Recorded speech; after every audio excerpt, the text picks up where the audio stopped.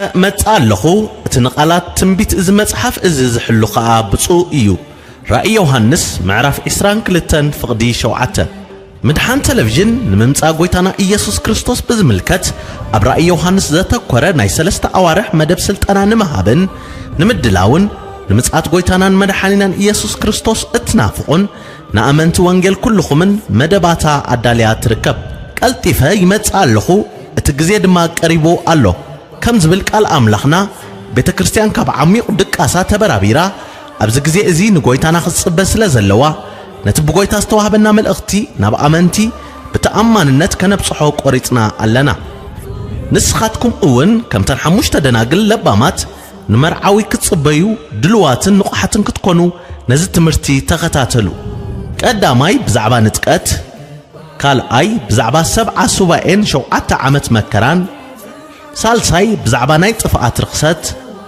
رابعاي بزعبا اتن شوعة محتمات حامشاي بزعبا 144 شح زت حتمو شادشاي بزعبا اتن شوعة ملخت شاوعاي بزعبا اتن شوعة قطع عملاخ شامناي بزعبا اتاب لألي أراويت عباي بابيلون تقميت أزلا سبيتي تاشعاي بزعبا نايشح عمت منغستي عسراي بزعبا فردي تعدا زفان مبل 11 بزعبا حداس يروساليم مبل 12 بزعبا هيوت بزعبا رأي يوحنس ناي غويتانا يسوس كريستوس مصاتن نسلسته ورحي سلطانا كتوسدو تدليو بزي السعب قطر واتساب كتمزقبو كم اتخلو بأخبروت نقلت بلاس 27 سوسان حدن 84 86 28 4 دما اتغزي قربا ايومو نقال تنبيت از مصحف زي اي تحتمو رأي يوحنس معرف إسران كلتن فقد عسرته اتي نزنا غرزي زمسكر هو قلطيفه مصالخو يبل الله امين غويتانا يسوس نعا رأي يوحنس معرف إسران كلتن فقدي إسرا غويتانا يسوس اب قربا اوان يمصالو مدحان تلفزيون قرار جزي سجر ناي ساينساو مصنعتسي ابيت كريستيان حدا فرنجي يصنعوا شمو رسيع لهم ابيت كريستيان زلو افت ارثوذكس بيت كريستيان زلو مصحفتسي ساعه ميتاوس نايتون كلنايو افت بيت كريستيان زلو مصحفت كولي ساعه ميتاو 30 ميتاو يم طبيعت مصحفتي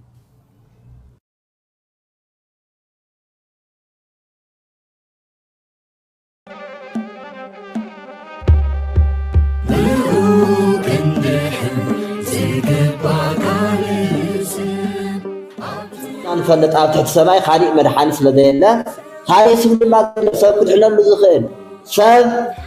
شو وصل لزخيل سبب ناي يسوس كريستوس ترحمبر وزم أوزي بصوعنا مع أسماء سبب عاشرون بس سبب كدحنا خمسة يخلو ناي سلمت ناي جلما ناي دون قرنا سرحمبر ناي أورهات سرح كسرحو خمسة يخلو رينا تجنزمنا هزبنا دما كابزيهم حراوتي تلاقيبو نزيهم كيدقن كمان إسلام خمسة زرقمو نخمسة تقوم سبات كقاومن نايم إخبار كمل سن ساكاتون كمكر نقول له هزبنا نمعد أنا وود بوجن يحاوهم إذا ما تحبزي تري ولهم أو قدمي إخبار أو قدمي أحواتي نسكر خون يبقى صلا الله إخبار أملاك استمسكنا يقول كبر الإخبار يقول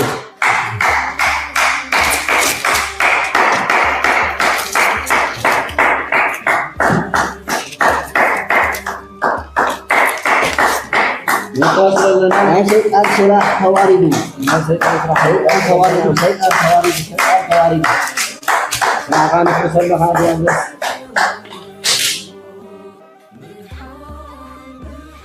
المسارات قدسات حواريات أبوتاتنا أو حواريات سرح معرف عصتة تشعة كاب تشعة جميل كعصتة تشعة جميل زل كان تمسرتنا زم نايد الدمتي نايد القرامة حكتي بشيم أملاكنا نقاتل لنا جابين أملاك سمسكنا يقول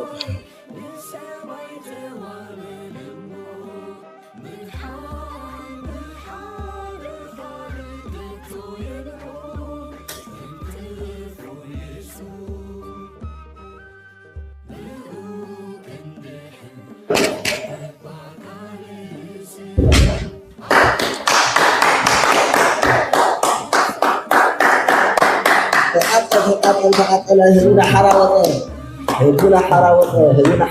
بزي تقاتل بزمنا تستوعب زلخا حدا تمرتي ويدم حدا مستوعال في مكنياتو زم مصحفتنا كاسلوم زلنا حزبنا نعخازا سوريا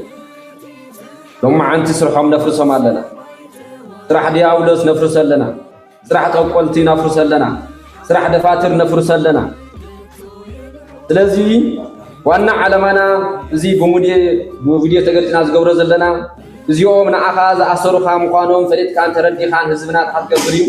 ከምዚኦም ዝበሉ መጽሓፍቲ ንኽትቃወሞም ከምዚኦም ዝበሉ መጽሓፍቲ ተሓትገብሮም እዩ ከተቃጽሎምን ኣቱም ደፋትር ብዙይ ትጥቀም ዘለኹም ድማ ካብ እግዚአብሔር ዝፈልየኩም ምዃኑ ተረዲኹም ክትሓድጉ ከተቃጽልዎም ምልክት እንኮነኩም ኢና ስለዚ ታዩ ከምቲ አንቶ بمرجيتا إلياس يكون بمرجيتا إنباقهم يكون أبو رهاريات معرف 10 ساعات قصر 10 ساعات وانجيل يسمعوا بزعاب بيتنا مدحينا يسوع كريستوس أولوس مسمارهم جين تمام زنورت أم قلتن دفاترن ل50,000 دينار زأكل كم زك أصلوا لذي زمك أصل زيد ما تخونيون بزي ترديهم مصحف قدساوي ስለዚ ሆነ እዩ ነቃስሎ ዘለና መጽሐፍ ቅዱስ ስለዚ ቃዊ ኣብ መጽሐፍ ቅዱስ ስለዚ ያለ እዩሞ ስለዚ ተረዲኹም ካታተሉናን ፍሪናን ዘለኹም ሕዋት እዚ ተረዲኹም ንከምዚ ዓይን ዝገብሩ ሰባት ድማ ክትመኽሩን ክትምዕዱን ከምዚ ዝገብሩ ሰባት ድማ ኣብ ግብርኩም ካብ ስራሕኩም ንኽትምለሱ እዩ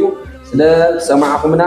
ስለ ዝራእኹምና ድማ እዚ ናገበርኩም ድማ ብዙሓት ሕዋት እዚ ነገር ዝገብሩ ደግሞ ሓሳብና ነከታትል እንየል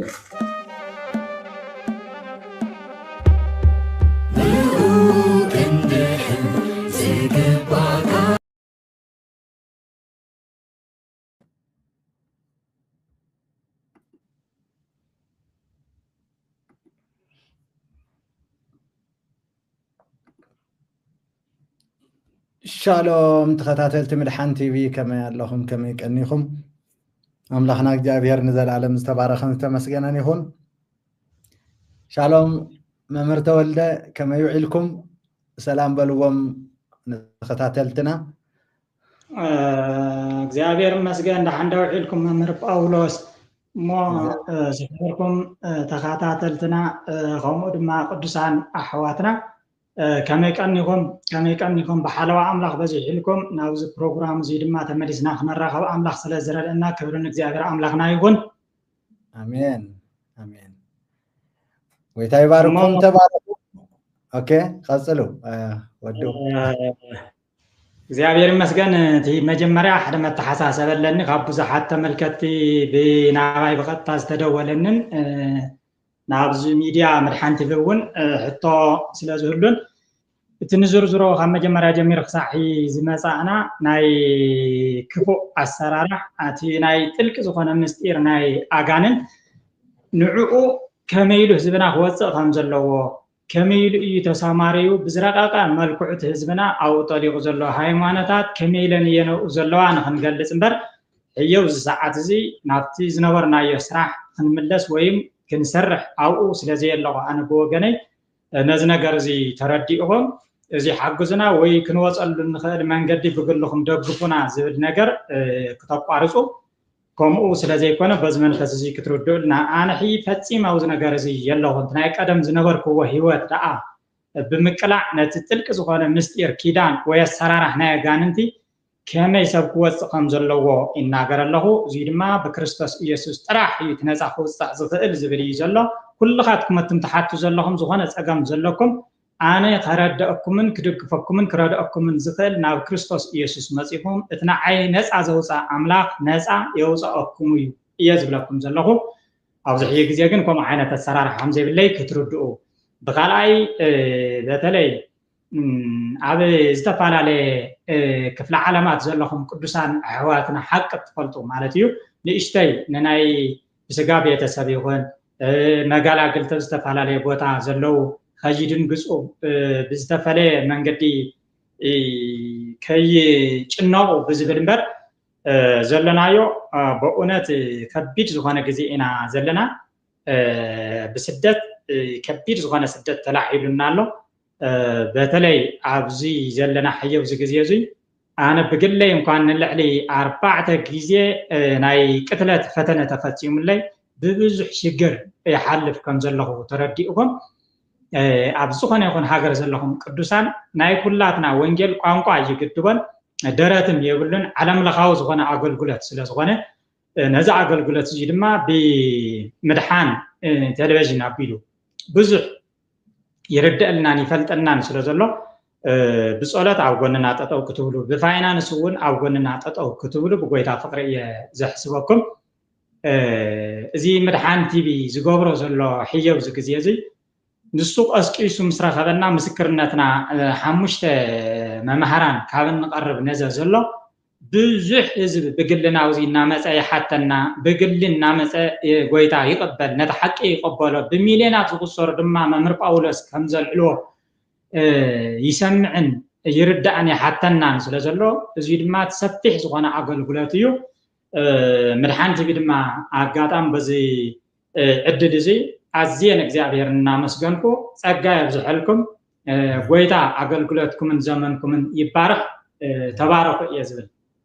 امين امين ثانك يو ممر تولده بتعمي اقداسي زخونه حساب يذهبكمو اغزابير املاخ استمسجنا يخون امبار نافتي نايلومي مدبنا كناتو إنا كلكم تكتاتولنا زلكم شير قبروا زي فيديو كلهم أرثوذكساويان كباصح نامنتون شير قبروا مو نتم سدرا بيتهم نتم كالوت شير متان كبلوا شير مقبار عبي أقلقلوتيو سلازي شير قبروا يخم قويتا يباركهم تي ممهر تولد زبلوا ون ترديهم ممكن تكونوا تسفى نقبر كمان الصوم صبوا غيرهم عيقلت ون بزعبات سدت مالتيو تعمي أنا مصوم سلازلخو مالتي مصوم بمنفسن بخلو نجار بحنساب سلازلنا بوتات رئيس فلينا وخلو نجارنا حدا سلازلو بتعمي بخبيت خناتات حلف زلو بحكي بكبيت سدتن كم تزبلوا بفخران بقتلتن ببزح نجار يوم زحلفوا زلوا كم تبقى ولس معلتاوي نقتل على زبلوا بحكي معلتاوي نقتلت زاب الصح مكران دابصح لهم يوم زركبوا مالتي وجن قويتان دحلوهم بحكي نزولوا دوزي اوصيوهم سلازلو ولا حنتي ايخونون يوم صلاقي يفتن سيطان يفتن دانبر تعاوت ناتنايو 100 ب100 ناتنا يوم خنياتو ناي سيطان سيستمن طببن حيلن كله تحت قويتا سلازخونه مالتيو بتي ناي قويتا طببن حيلن كلتن سلازوحط مالتيو سلازي زي امو زي اندرستاندينج كتغبرو افت مودعتا كبابي نممهر تولده يخون نتم خالوت مسؤوم زلو قويتا ذهبنا عبيت ممهرانن ابوتاتن نحزب كوصو قويتا زوصوم نخلهم سبورت زغبرلو تليفون قصري كنسدلكم هنا ادراشا كنسدلكم هنا مسانا كونتاكت تغبرلو مالتيو كنسدلكم هنا مالتيو كمون ممهر تولده እግዚአብሔር አምላክ ተመስገነ ይሁን በሐቂ ኣብዚ ሰሙንዚ ብዙሓት ጎይታ ተቀቢሎም በቲ ናትኩም ምስክርነት ጎይታ ተቀቢሎም ነው ጎይታ መጽዮም በሐቂ ብዙሓት ኦርቶዶክሳውያን بمليونات زغصر خعا او حتى لو مقدلو مالتيو حتى او وشطم تلاعيلوم يحاتو لو يردو لو مقد خعا لو قويتاك بصحم اب قربا لو مالتيو እግዚአብሔር መስገን ዛ አገልግሎት ዝخዓ በዚ በትግርኛ ጥራይ ከይኮነ በመሐረኛውን او سو من حدا غزي كنقبر كم مديمنا لنا اتمعلتن اتساعتن كننغركم هنا نجمروا لساعات كنفلطكم هنا ببوستر غيرنا كنفلطكم هنا እግዚአብሔር አምላክ ተመስገነ ይሁን ኮሙ ይዝገብር ጎይታ ማለት ንህዝቡ ከድሕን እንተደልዩ መጀመሪያ እቲ ኃይለኛ ይዘውጽ ማለት እቲ ፓወር ዘለው ይዘውጽ ስለዚህ ንዓኹም ዘውጽአኩም ጎይታ በሐቂ ክብሩ كل نعو يخون بحقي كبرو تقليل نسو يوسد بحقي كبرو كله نعو يخون بحقي نسو أمون أملاخي بحقي تدخامنا تي إذا كله عمتات زقلقلنا يو بحقي كنتو زي قبرة فرير إينا اللو حجي قابهر المسكن إذا مسؤولكم أمهر مبارنا يلومي مدبنا أملاخ أكسوم تيون نزبهال نقاول تواري سيونير زبل ኣሎ ትመስክርዎ ዝነገርኩምኒ ኣብዚ ናብኡ ቅድሚ ምእታውኩም ብዛዕባቶም ናሁ መላእክቲ ዝበሃሉ 72 መናፍስቲ ንሶም በዓልመን ከም ዝኾኑ ኣብዚ ሕጂ እዋን ዓበይቲ ካቴድራላት ተሰሪሑሎም ህዝቢ ዘምልኾም ዘሎ ብዘይ ፈልጦ መገዲ ብህዝቢ ይዝምለኹ ዘለው በዓልመን ከም ዝኾኑ እዚ ገለጻ ገይርኹምልና ብድሕሪኡ ናፍቲ ኣምላኽ ኣክሱም ጽዮን ጋውል ዝበሃል መንፈስ ናብኡ ክነኣቱ ኢና ማለት እዩ እግዚአብሔር ይመስገን ኣነ እቲ ምስክርነትኩም ብጣዕሚ ዘይጸገብኽዎ ብሓቂ ስጋብ ሕጂ ካብቲ ቀዳማይ ክፋል ጀሚሩ ስቲል ማለት እዩ ስለዚ ኣሕዋትና ሸር እንዳገበርኩም እቶም ትድግፍ ሰባት ከዓ ዋትስኣፕ ኣለና ዋትስኣፕ እንዳጽሓፍኩም ዋትስኣፕ ቁጽሪ ስሕት እንዳበልና ኣብዚ ክነርእየኩም ኢና ጎይታ ይባርክኩም መምህር ተወልደ ንዓኹምን ንመንፈስ ቅዱስን እሺሞ መምህር ጳውሎስ እግዚአብሔር አገልግሎትኩም ይባርክ ጸጋ ይብዛሕልኩም አሜን እዚ ናይ ለማዓንቲ ፕሮግራምና ብናይ አክሱም ጽዮን ምኽንያት ጌርና እንመኻኸረሉ አክሱም ጽዮን ክንብል እንተለና በቀጥታ ዋና መናገሽኡ ዋና ስፍርኡ መዋፈሪኡ ናይቲ ጋውል ኢልና ዘልዕልና የባሞ ካብቶም 72 ሓደ ዝኾነ ጥቡቕ ርክብ ምስቲ ናይ ጉደር የጎጃም ንጉስ ናይ ጉደር አምላክ ተባሂሉ ዝተቐመጠ ዳእምበር እዚ ክነልዕል እንተለና በዋናነት ኣስመራ ኤርትራ ሃገር ኤርትራ ዝበሃል ጠቕላላ ተቋጻጺርዎ እዩ ኢትዮጵያ ብምሉኡን ተቋጻጺርዎ እዩ ንኣብነት ሓደ ቦታን ሓደ ሰባትን እናልዓልና ከም ኣብነት ህዝቢ ልቢ ኢሉ ዝፈልጦም ዓለም ብምሉኡ ድማ ዝምልከቶም ስለ ዝኾነ ልቢ ክብለልና ካብቲ ናይ ጥልቂ ምስጢር ዝኾነ ናይ ኣጋንንት ኣሰራርሓ ኣምሊጡ ድማ ናብቲ ዝሞተሉ መድሓኒት ናይ ዓለም ዝኾነ ክርስቶስ ክመፀሉ ዝኽእል መንገዲ ኢና ክንዘራረብ ኩሉ ሻዕ እንብሎ ነገር ኣሎ ንሕና ኣብዚ ሕጂ ግዜ ካብ ሃይማኖት ናብ ሃይማኖት ነኸብልል ሰባት ከም ዘይኮንና ተኸታተልትና ብፍቕሪ ከዳምፁና ይግባእ ንሕና ካብቲ ተኣሲሩ ዘሎ ናይ ጥልቂ ዝኾነ ናይ ኣጋንንታዊ ኣሰራርሓ ህዝብና ብዘይፈልጦ ተኣሲሩሉ ዘሎ ኣምሊጡ ናብቲ ዝፈልጦ ክርስቶስ ናይ ዓለም መድሓኒት ዝኾነ ንኽመፅእ እዩ ኩሉ ፃዕርና እንገብሮ ዘለና ካብ ወፃእ ካሊእ ምስ ገለ ሰባት ይኹን ምስ ግሊ ትካላት ሃይማኖት ዝኾነ ይኹን ፅልኢ ከም ዘይብልና ክትርድኡልና ይግባእ እሞ እቲ ናይ ጎጃም ንጉስ ዝተባህለ ወይም ደሞ ኣብ ኣክሱም ውሽጢ ዝምለኽ ዘሎ ክፉእ ዝኾነ ንኣብነት ሕዳር ጽዮን ተባሂሉ ሕጂ ኣብዛ ሓለፈ ተኸቢሩ ኣሎ ሕዳር ጽዮን ማለት ጽዮን ማርያም ጽላት እዚኦም ሰለስቲኦም እኳ እንተሪእናዮም ሰለስቲኦም እዚኦም መነሻኦምን ኣድራሻኦምን ፍሉጣት እዮም ብመጽሓፍ ቅዱስ ኣብ መጽሓፍ ቅዱስ ንጹር ዝኾነ ብዛዕባኣቶም ዝገልጽ ስለ ዘሎ ጽዮን ማለት መነሻ ጥቕሱ ባዕሉ ተጸወነ ተጠጋ ክኸውን እንተሎ ናይ እስራኤላውያን መጸግዒ እምበር ናይ ኣህዛብ መጸግዒ ከም ዘይኮነ ልብ ኢልና ክነስተውዕል ይግባእ ተጸወነ ተጠጋ ክብል እንተሎ እናታችን ጽዮን መጠጊያችን ናት እኖና ጽዮን መጸግዒትና እያ ኢሎም ንህዝቢ እስራኤል መጸግዒት ዝነበረት ዓብይ እምባ ብኻሊእ ኣበሃላ ብኻሊእ ቋንቋ ከተማ ዳዊት ተባሂሉ ዝፍለጥ እንትኸውን ምንም ካብኡ ካብቲ እምባ ብዝተፈለየ መልክዑ ማርያም እትበሃል ዘላ ታብኡ ተሓንጊራ ዝነይተኡ ተሰቂላ ዝነይተው ድማ ማርያም ድማ እታ ብዙሓት ማርያማት እየን ዘለዋ ኣነ 6 ማርያም ኣብ መጽሓፍ ቅዱስ ይፈልጥ እታ ብዋናነት እትበሃል ዘላ ማርያም እንተኮይና ድማ ኣብ መጽሓፍ ቅዱስ ግልጽ ብዝኾነ ዝነግራ ታዶ ጎይታና ኢየሱስ ክርስቶስ እንተኮይና ድማ ንሳ እውን እንተኮነ ካብ ያጨምና ሃና ዝበሃሉ ከም ዝተወለደት ብታሪክ ኣለኒ ብመጽሓፍ ቅዱስ ድማ ንሳ ኣይሁዳዊት ከም ዝነበረት ኣይሁዳዊት ኮይና ድማ ብሄሮድስ ምኽንያት ኣብቲ ዘመን ንሱ ናብ ግብጽ ተሰዲዳ ከም ዝነበረት ንዕኡ ነትበኽሮ ወዳን ኢየሱስ ክርስቶስ ክትወልድ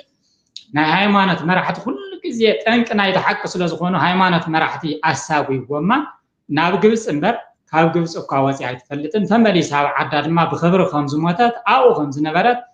ኣብቲ ቀጻሊ ድማ ከምቲ መጽሓፍ ቅዱስ ኣብ ቀዳማይ ቆሮንቶስ ምዕራፍ 20 ጀሚሩ ንዳሓር ዘሎ ድማ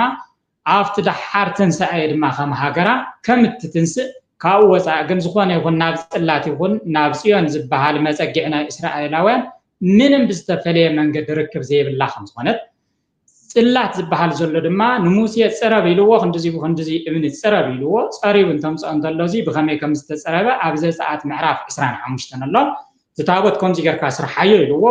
ታቦትን ጽላትን ክልቲኡ እንኳን ኣይራኸብን ንባዕሉ እቲ ካርቶን እቲ ቴሌቪዥን እንትኸውን ንኣብነት ቴሌቪዥን እዩ ሰብ ገዚኡ ዝኸይድ እምበር ካርቶን ገዚአ ይብልን ታቦት ብዝብል ይለዓለሎ ታቦት ማለት ካብ ዘይነቅጽ ዕንጨይቲ ዝተሰርሐ ሳጹን ሰፈር ናይቲ ጽላት እንትኸውን እቲ ጽላት ድማ አሰርቱ ቃላት ለተጽሕፋ በአጻብዒሁ ለእግዚአብሔር ዝብል በጻብዕት እግዚአብሔር ዝተጻሕፈሉ ጽላት እንትኸውን እዚ ድማ ንእስራኤላውያን ጥራሕ ንስውን ንግዚኡ ከም ዝተዋሃበ ንኽሳዕ ክርስቶስ ዝመጽእ ድማ ኣብ ኢዳቶም ከም ዝነበረ ክርስቶስ ምስ ዝመጽእ ግን ብትንቢት ኣቐዲሙ ኣብ ኤርምያስ ምዕራፍ 3 ቁጽሪ 16 ከም ዝተነገረ ንሱ ናብ ክርስትና ከሳጋገር ከም ዘይኽእል ሰጊሩ ናብ ክርስትና ክመጽእ ክርስትና ክህብ ከም ዘይኽእል ክርስትና ፈጺሙ ኣብ ጽላተ ሙሴ ዝተመርኮሰ ከም ዘይኮነ ገሊጹ ክርስቶስ ምስ ዝመጽእ ግን ንሳቶም ነቲ ከድሕኖም ዝመጽእ ክርስቶስ ተቃዊሞሞ በቲ ጽላቶም ሒዞምኡ ከም ዝተረፉ ንሕና ህዝቢ ኢትዮጵያ ህዝቢ ኤርትራ ህዝቢ ጠቕሊሉ ግን ብክርስቶስ ካብ ኣሕዛብ ወገን ከም ዝመጻና እዚኦም ሰለስቲኦም ግን ፈጺሞም ዘራኽቡ ከም ዘይብሎም እቲ ሕጂ ህዝቢ ታብ ዓለም ብምሉኡ ናብ ኣኽሱም ዝውሕጅ ዘሎ ግን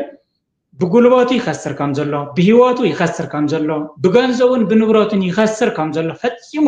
ንክርስትና ዝጠቅም ከም ዘይኮነ ኣብዚ ተጠቀምቲ ዝተወሰኑ ሰባት ናይ ሃይማኖት መራሕቲ ኮይኖም መውኡ ዝርከብ እናሓፈሱ ወርቂ ዶ ዘይብሉ ካልእ ዶ ዘይብሉ ንሱ እናሓፈሱ ይጥቀሙ እዮም ብዋናነት ዝጠቃሚ ግን ካብቲ ህዝቢ ከምልኽ እየኢሉ ዝመጽእ ዘሎ ካብ ርሑቕ ዝመጽእ ዘሎ እናተቀበለው ነጊስ ዘሎ ጋውል ዝበሃል መንፈስ ብሚልዮናት ዝቁጸሩ ኢትዮጵያን ኤርትራን ተጠቂሙ ዘሎ ክፉእ ዝኾነ መንፈስ ከም ዝኾነ ካብዚ ወፃእ ግን ማርያም ከም ዘይትቀብር እዚ ክብረ በዓል እዚ ተባሂሉ ህዝቢ ዝፈልሶ ዘሎ ዝኩሉ ዝጠፍእ ዘሎ ነገር ድማ ማርያም ከም ዘይትቀበሎን ከም ዘይትፈልጦን መጽሓፍ ቅዱስ ኣረጋጊጽ እናረኣለን ዋው ዘገርም እዩ ዋው ዘገርም እዩ ሕጂ ኣብዛ ሓለፈ ጥራይሲ በቃ ማዕለያ ዘይብሉ ህዝቢ እዩ ተኣኪቡ ዝነበረ ሕጂ ዝኩሉ እዚ ህዝቢ ከዓ ኣክሱም ጽዮን እንዳበለ እዩ ዝመጽእ መቸም በቲ ታሪክ እውን ከም ንፈልጦ መምህር እቲ ናይ ሙሴ ጽላት ኣብኡ ከም ዘየለ ተረጋጊጽ እዩ ክንደይ ግዜ ተረጋጊጽ እዩ የለን ሓሶት እዩ ፍጹም ዝኾነ ሓሶት እዩ በቃ ናይ ሙሴ ጽላት ኣብኡ የለን 100% ኣብኡ የለን እቲ ሓሶት ካብዚ እዩ ዝጅምር ናይ ሓሶት መንፈስ ናይ ጋውል መንፈስ ምዃኑ ዝምልኽ ዘሎሲ በዚ የፍልጥ ማለት እዩ ኣነ ሓደ ግዜ ይዝከረኒ ቆሞስ ስለ ዝነበርኩ ምስ ኣቡነ ጳውሎስ ፓትርያርክ እቶም ዝሞቱ ምስኦም ከይድና ነርና ኣክሱም ጽዮን ከይድና ሕጂ ኣፍታ ታወተ ጽዮን ኣፍታ ጽላት ሙሴ ኣላ ዝብልዋ ቤት ኣብ ኣቲና ሽዑ ጽንሑ ገለመለ ኢሉ ኣብኡ ሓደ ሓላውሎ ገለ ማለት እዩ ብጥይት እያ ትሕሎ ከዓ ብፌደራል ብጥይት እያ ትሕሎ ዝነበረት ማለት እዩ ብሰብ ዝሕሎ ኣምላኽ ኣይረአናን ዝሕሉ ኣምላኽ እምበር ዝሕሎ ኣምላኽ ኣይረአናን ብሓቂ ዝሕሎ እንድሕር ኮይኑ ባዕሉስ እንታይ እሞ ንምንታይ ኢኻ ኣምላኽ ትብሎ ኣምላኽ ማለት እኮ መርሚርካ ዘይብጻሕ ዓሚቕ ዘይትበጽሖ በቃ ብኩሉ ነገራት ልዕሊ ኣይምሮኻ ዝኾነካ እዩ ኣምላኽካ እምበር መርሚርካ ትበጽሖ እንድሕር ኮይንካ ከማንሲ ንሱ ኣምላኽካ ክኸውን ኣይክእልን ፈጺሙ ኣነ ኣምላኸይ ክኸውን ኣይክእልን መርሚረ እንድሕር ዝበጽሖ ኮይነ ኣነ ዘምልኾ ኣምላኽ መርሚርካ ዘይብጻሕ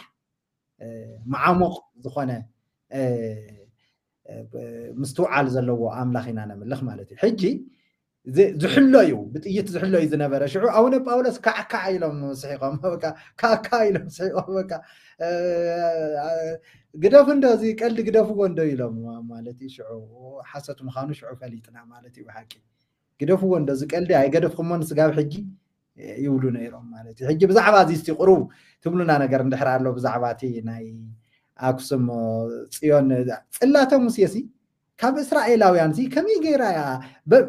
ብኸመይ መጽኡ ተልካዮም ከማን እኮ ጥዑይ ታሪክ የለን ይገርመኩም ጥዑይ ታሪክ እንታዮም ዝሉ ብቀዳማዊ ምኒልክ ወዲ ሰሎሞን ወዲ ንግስቲ ኣዝየብ ቀዳማዊ ምኒልክ مس عبيه ابز عدو مس عبيه ابز تግራይ مس عبيه شعو خيدو ናብ ዳቦኡ خيዱ بدحرو لواويانن بلي كدان مصحفتن حيزو እቲ ናይ ሙሴ ጽላት ከዓ ሰሪቁ ይዝብል ታሪክ ማለት እዩ ኣብቲ ጽላት ውሽጢ ከዓ ኣይትስረቅ ዝብል ኣለኩ ኣይትስረቅ ዝብል ኣሎ ኣብ ውሽጢ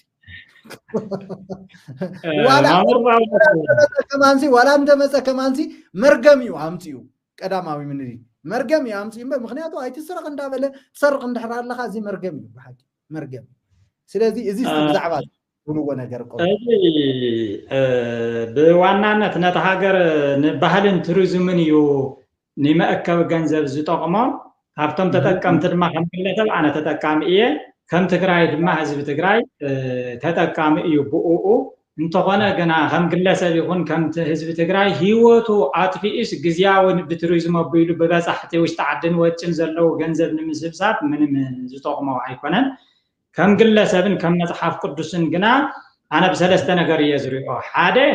ኣብ ሮሜ ምዕራፍ 2 እንኳን ኣለት ዝበልኩም ንባዕልካና ሰረካ ሳይትስረቁ ኢልካ ትምህር እንተኮይንካ መጀመርያ ተሰሪቁ ሞፀ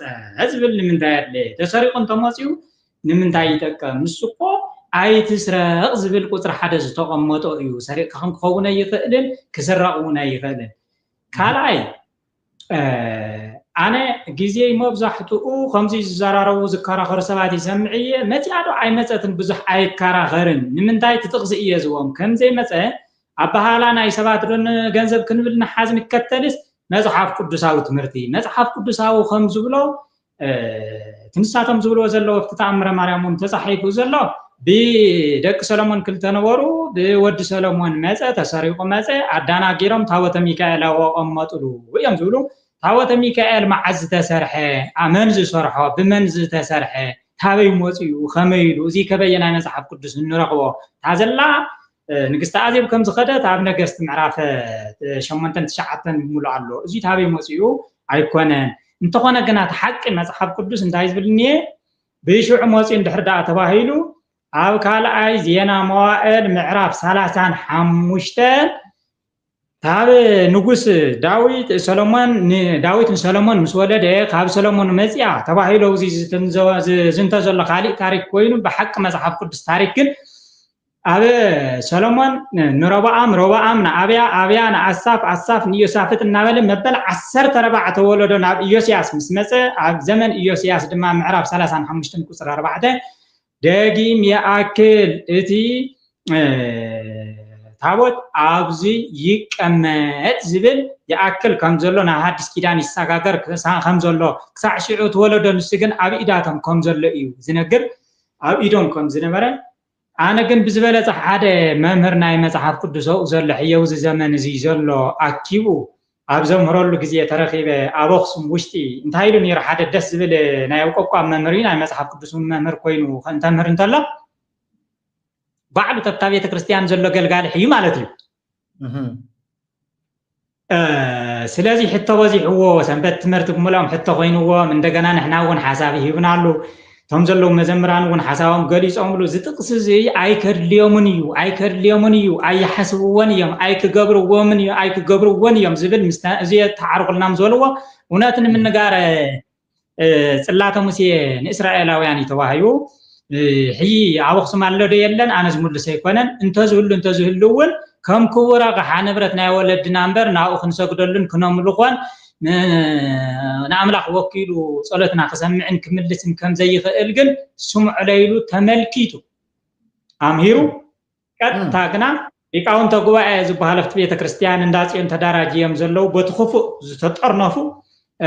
ንዕኡ ጠጠው ኣቢሎም ዝቃላት እዚ ከይትደግሙ ኢሎም መፈራሪሖም ሕይ ኩርሚሚም ኣቢሎሞ እቲ ሓቂ ዝተማሃሮን ዝተረድኦን መጽሐፍ ቅዱስ ገዲፉ ዘይተጻሕፈ ካልእ ከንብብ ተገዲዱ ኣሎ ማለት እዩ ሕይ እና እዚ እንተዝህሉ ይትረፍደ ዘየለ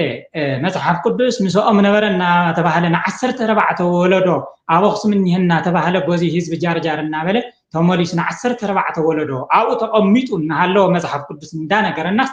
እንተዝመጽእ እውን እንትኾነ እስራኤላውያን ቶም ሰብዋና ቶም ዝተቐበልዎ ንዕኡ ሒዞም ነቲ እግዚአብሔር ዝረኣኸሎም መድሓኒት ክርስቶስ ንዕኡ ሒዞም ተለው ደይኮን ይመጽኡ ንዕኡ ብዘይ ምቕባሎም ደይኮን እዮም ይጠፍኦም ዝነይኑ ኣይሁድ እንታይ ደም ኮይኖም ዝነይኑ بتذكر ترفضنا عنا زي توهبنا عنا زي ملكتس نتم سوانا نكون عيطق أمومن حق كوينو بتو استقمت حقي موجود كوينو كسع كريستوس متسان حقي كوين نتزنبر حتى خجلس زتو هبنبر بيصلاته موسى زدا حانس غونه يكون حبشا ኢትዮጵያ ويترفس حدا አይሁዳውም የለም ማለት ይከምናተይ አስተምሮና ከመጽሐፍ ቅዱስ ማለት ዋው ዘገረም ይበሐቂ ዘገረም ጽቦ እምባር እዚ ካበልና እስቲ ናፍቲ ናሁ መላእክት እስቲ ነሕለፍ እቶም ናሁ መላእክት እስቲ እንደገና ብዝሓለፈ ዘይነበሩ ሕጂ ከዓዝ ሰምዑ ዘለው ብዙሓት ኦርቶዶክሳውያን ግን ስለዘለው ብዛዕባኡ ፕሊስ ቀንዲ ከዓ ዕላማና ኣሕዋትና ንምብፃሕ ጎይታ ኣሕዋትና ብኣና ገይሩ ክበፅሖም ከድሕኖም ካብቲ ዘለዎ ድቕድቕ ዓዘቕቲ ፀልማት ከውፅኦም ስለ ዝኾነት ዕላማ እስቲ መምህር ብዛዕባ ናሁ መላእክት እዚኦም በዓል መን እዮም ሕጂ ኸ ኣበይ ኣለዉ እንታይ ይሰርሑ ኣለዉ እዚኣ ሓንቲ ካልኣይ ከዓ እንታይ ክትምልስለይ ይደሊ ኣለኹ ነዞም 72 መናፍስቲ ብዋናነት ከዓ እቶም ሓለፍቶም ናቶም ሓለቃታት ዝኾኑ እቶም ሰለስተ መናፍስቲ በዓል ኣየረ ጴጥሮስ ክትኽሕድዎም ከለኹም ከመይ ኣብ ሂወትኩም ሓደጋ ከም ዘይብፅሑልኩም ሰይጣን ሲ ክሳዕ ክንደይ ምክንያቱ ብዙሓት ሰባት ኣብዚ ከምዚ ዓይነት ዘለው ንኣብነት ከምቲ ኣብ ዝሓለፈ ዝገልፅኩምልና بماريام جيروم زتوارث مو ناي ماريام ذكري ورحاوي اندحر اغوديله ماريام خمز كتجبرني اندابلو بسقات زنبر لو ناي جبريل ذكري اندحر اغوديله بعالو اندحر زي خبيره شمع عاديو عطان ديو تي ورحاوي زلمدخو مباين تي ورحاوي زلمدخو مسواعتن اندحر كلكيليو حادغا كبصحلي مخنياتو بزحات سبات حدا اغروم تسيروم جبريل اوهو اندو معلت جبريل مون جبريل جلس لزي جبر كل كوي ندابلو اجر خمس سبركا خمي غير خايخا كتذكرون دغنا اجر خا كو يلم تسير كله اوريدي دميخا اوريدي تغودي خلخاكو تملكتو خمزي ادن زيزو بخمزي نهزبنا انداغزو زلو منفس الله حجزس اتحاحزكم مستم 72 ناهو ملائكت منافستي مسؤم زلو مستم ناي حجي او ارثوذكس زلو 44 لعليون زلو نايت اوت منافستي مسؤم زلو تتحازنت كتقولنا زين خلتين كتقولنا نجرنا مسخ حد خيسي انت يجبرك انا ابنت ناي جبريل ذكري انت اغدي لهم بعالو انت اغدي لهم قال غيرهم مخنياتو قال يوم ناويتانكم وصوالا فرح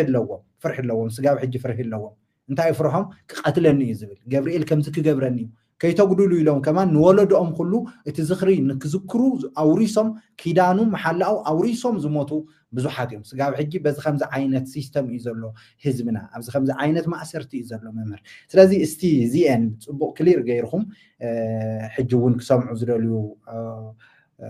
سعابتنا سلازلو تختلتنا سلازلو نتم سمعتنا استي زي صبو غيرهم قلص لهم نافتي قاول محلفينا صبو كبرنا أملاك يكون تماساسالي وعير بيتروس ناهو ملائكت ولا زم مسحابة قدسان زبل تسيشتوما ببي كلو تماقيلون ببو قانقو ببو بحلو حيمانوتن زمسل بحلون حاليهم زخدو حالفتي يوم بر سواء عن كدتن يوم كلهم سيطانا ورائي يزلوهم حالوقهم ديابلوس نسو سلازغوانا نسو بزهاوهم ممرحي بمدبوت كوينهم زغلغلو نطفات يوم كلهم اغلغلتنا يطفات رخصات منافست يوم زياتهم ابي يوم زلو تسيستمام كما يو ابي يوم زركبو نعبنت كافت تلك مستير زبلو ني بزح حزبنا تسوير وزلو بخمي عينتيو ايات بالزلا تحطو تانا مجمريا زياد ما زوم سبع عن كلتن كاواتهم ني غاول ني اسماندوس زبحال بمستصال ملك زدغم افت بيت كريستيان ليقاونت زدغمو ني غدر زبحالو ابي ارترا دما زركب زحزب زواد زلو بعل تقوار بدوس زبحال ازيوم طقلالا ببي كللو تساماريم زشرح زلو انتخونو اتي علامهمنا اتشرحهم دمو حادن مجمريا ኣብ ሃይማኖታት ውሽጢ ኣትዮም ብዙሞቱ ሰባት ቅዱሳን ተባሂሎም በህብረተሰብ ዝእመኑ እንደገና ኣብ ኣትዮም ደሞ ጸበል ብዝበሃል ስእሊ ዝበሃል ብዝተፈላለየ ንኣብነት ሕየው ዝቐረባ ግዜ ንባዕሎም ክዋረሱ እንተለውን ኣይፈለጡን ነቲ ህዝቢ ከዓ ከምጉድ ብቅፅበት ብተማዕዶ ብርሕቀት ይኹን ብቀረባ ቦታ ሒዞሞ ዘለው ብምጥፍጣፍ ይኹን ዘዋርሱ ዘለው ሰብ እኮ እኔውኒ ኣብ ትግራይ ንቀሽ ኪዳኑ ዝበሃል ኣለው ኣብ ኣዲስ ኣበባ ድማ በዓል ኣባ ግርማ ዝበሃሉ እዚ እኮ ብርዮ ካብቲ ሓደ ዝሕዘን ንቃስ ካልአን ገዲዳ ከዓ ናተይ ውርደት ናተይ ሕማቅ ዝነበረን ክናገር ዘገደደን እኮ እዚ እኮ እዩ ህዝብና ብዘይ ፍልጠት ፀበል ብዝብሉ ንሕይ ተላዒሉ ዘሎ በአዲስ ኣበባ ሽሞ ይፈልጦን ሓደ ቀሺ ማርያም ተገለጠችልኝ እና መጣች ተኝቼ ያለሁ ማነሽ ብዬ ስጠይቃት ደግሞ እኔ ማርያም ነኝ እና ተነስ ለምን ትተኛለህ ታጠምቅልኛለህ ብላ ቀሰቀሰኝ ይሉ ዘይተጠቀዝ የለ ወቲ ናይ አየር ጴጥሮስ ዝበሃል ክፉእ ዝኾነ መንፈስ ተታሒዙ በተውሂድ ሒዝዎ ዘሎ መድገምያ መቁፀርያ ንብሎ ጨሌ በቲ ሒዝዎ ዘሎ መስቀል በቲ ሒዝዎ ዘሎ ክፉእ ዝኾነ ሰራርሑ ንክንደይ ሰብ የዋርስ ኣሎ ስለዚህ ታፍቲ ጥልቂ ናይ ጥልቂ ምስጢር ዝበሃል ሓደ በዘን ከምዚ ዝመሰሉ ባሕተውቲ ኢና ዝብሉ መዓትብታት ተሸኪሞም ዝኸዱ ዘለው ፀበል ብዝብል ድማ ሓጽብ የዝብል ሓጻበው ዘሎ ኣዋራስ ማለት ኮይኑ ዘሎ ኣጥማቅ ተባሂሉ ዝተቀመጠ ሓደ ከምዚ ሒና ኣዲስ ኣበባ ዝብሎ ዘለኹ ብቁፅሪ ብፍሉጣት ከመባ ግርማ ዝበሉ 5 በፂሖም ኣለው 5 እዚኦም ብክፉእ ዝኾነ በቶም 72 ኣሕሉቅ ዝተተሓዘ በፍጹም ህዝቢ ዘይነቕሐሎም ንባዕሎም እውን ዘይነቕሑት ኣብኦም ኮይኑ ዝግለጽ ዝሰርሕ ዘሎ ተኣምራት ዝገብር ዘሎ ዝዛረብ ዘሎ ዝናዛነስ ዘሎ ክፉእ من مغانا አይፈለጡወን ንዓቶም እንደገና እቲ ህዝብ ናብዓቶም ዝውሕጅ ዘሎ ደሞ ኣይፈለጠን ንባዕሎም ብዘይ ቀጥታ ብዘይ ኮነ ተዋሪሶም ንህዝብ እውን ማይሰም ቀጥተኛ ብዘይ ኮነ ተዋሪሶ ዘዋርሱ ዘለው እዚኦም ደሞ ንዓኦም ዝመስሉ ፀበል ተባሂሉ ዝፍለጥ ኣብ በዓል ኤርትራ ብጣዕሚ ዝገርም ነገር ዘሕዝን እዚ ክፉእ ዝኾነ መንፈስ ኣብ መራሕቲ ሃይማኖት ውሽጢ ኮይኑ ፀበል ብዝብል ከደራጁ ንሳቶም ሲኖዶስ ብዝብልዎ ንሳቶም ፍትሐ ነገስት ብዝብልዎ ንሳቶም ቀኖና ብዝብልዎ ብዝመስል ካሊእ ክፉእ ዝኾነ ንሱ ደራሲ ዝኾነ በዓልቶም መንበብትን ተርጎምትን ዝኾኑ ገድልታትን ድርሳናትን ብምጥቃም በእውነት ዓበይቲ ሰማዕታት ዝኾኑ ከም በዓል ጳውሎስ ዝሓለፈ በዓል ኣቡነ እንጦንዮስ ዝበሃሉ ዘቕተሎም እኮ ንሱ እኮ እዩ ናይ ጥልቂ ዝኾነ ጋኔን እኮ እዩ ስለዚ ንህዝቢ ዓለም ብሙሉእ ክርድኦ ዝግባእ ኣብዞም ከምዚኦም ዝመስሉ መራሕቲ ሃይማኖት ሰፊሩ እዩ ዓለም ዘተራምሳ ዘሎ ኣብኣቶም እዩ ዘሎ ኣብ ፀበል ኣብ መነኮሳት ኢና ተገሊፃትልና ዝብሉ ምክንያቱ ብቀጥታቲ ክፉእ መንፈስ እቲ ኣየር ጴጥሮስ ወይናሁ መላእክት ንብሎ ምስቃል ኣምላኽ በፍጹም ርክብ ዘይብሉ ንቃል ኣምላኽ በኣግባቡ ዘይቀበል ኣብ ክርስቶስ ኢየሱስ ዝኾነ እምነት ወይ ተስፋ ዘይብሉ ተኸታቲል ርዩ ይግለጸልና ንዑ መረድእ ዝኾን ድማ ወይ ካብ ምውታት ሓደ ኣተንሲ የርእዮ ወይ ሕልሚ የርእዮ ወይ ራእይ ዝኾነ ነገር የርእዮ ነቲ ዘርእዮ ድማ ስዒብ ይፍጽመሉ ወይ ናብ ዝርዋዝ ይቅረብ ይብሎ ኣብ ሓደ ሰብ ምስተሓፀበ ድማ ነቲ በዓሉ ሒዝዎ ዝነበረ በዓሉ ይገድፎ ንኣብነት ዝፅዋዕ ዘሎ ኣብቲ ፀበል ይኹን ኣብቶም መምሃራን ንሳቶም ይኹን ኣብ ኩሎም ክፉእ መንፈስ ዝኾነ ኣስማታዊ ሰይጣናዊ ዝኾነ ኣስማት እዩ ዝፅዋዕ ዘሎ በዚ ሰይጣናዊ ኣስማት እዚ ጌርካ ድማ ዝወፅእ ርኩስ መንፈስ የለን ኣብ ማቴዎስ ምዕራፍ 12 በኣሙ ተላዒሉ ነይሩ እዚ በሓለቃ ጋኔን ትገይሩ እዩ ነጋኔት ዘውፅኦም ዘሎ ተባሂሉ ነይሩ ጋኔን እንተውፅኡ ወዳ እግዚአብሔር ኣምላኽ ብክርስቶስ ኢየሱስ ገይሩ እንታይ እዩ ዘውፅእ ዘሎ በኣስማት ናይ ጋኔን ትገይርካ እንድሕር ዳ ብፀበል በልዎ ብባሕተውት በልዎ ብታቦት በልዎ ብፅላት በልዎ እንድሕር ዳ ርኩስ መንፈስ ወፂኡ ክርስቶስ ዳ ኣንመን ይዘውፅእ ንመን ዳ እዩ ዘድሕን ባዕልቶም እዮም ሽጣራ ዝፃወትሉ ዘለው ባዕልቶም እዮም ዝኩሉ ወይ ዝብሉ ዘለው ባዕሎም ይሕዝዎ ባዕሎም ድማ ወይ ይብሉ ባዕሎም ይሕዝዎ ባዕሎም ይላፋነፉ ንህዝብና መፃወት ገይሮሞ ዘለው ፈለ ንግርማ ንባዕሉ ማለት እዩ ዋው ዘገርም እዩ ብጣዕሚ ስለዚ እቶም ብፀበል ዶ ብዝኽርዶ እንዳበሉ ተዋሪሶሞ ዘለው እንድሕር ገዲፎሞስ እንታይ ሳዕቤን ከምፀሎም ይኽእል መጀመርያ እዚኣቶም ብታቦት ነጊሱ ዘሎ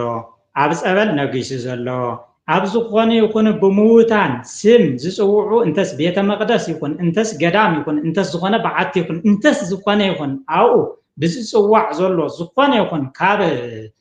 ቶም ኣብ መጽሓፍ ቅዱስ ተጻሒፎም ዘለው ወጻኢ ኩሉ ኣጋንንታዊ ሴራ ከም ምዃኑ ምሰረጋገጽና ኣብ ግለሰባት ባሕተውቲ ኢና ዝብሉ ካልኦት ኮኑ ከም በዓል ቀሺ ኪዳኑ ከም በዓል ግርማ ከም በዓል ካልኦቶም ንዕኦም ዝመስሉ ኣብ ኤርትራ እውን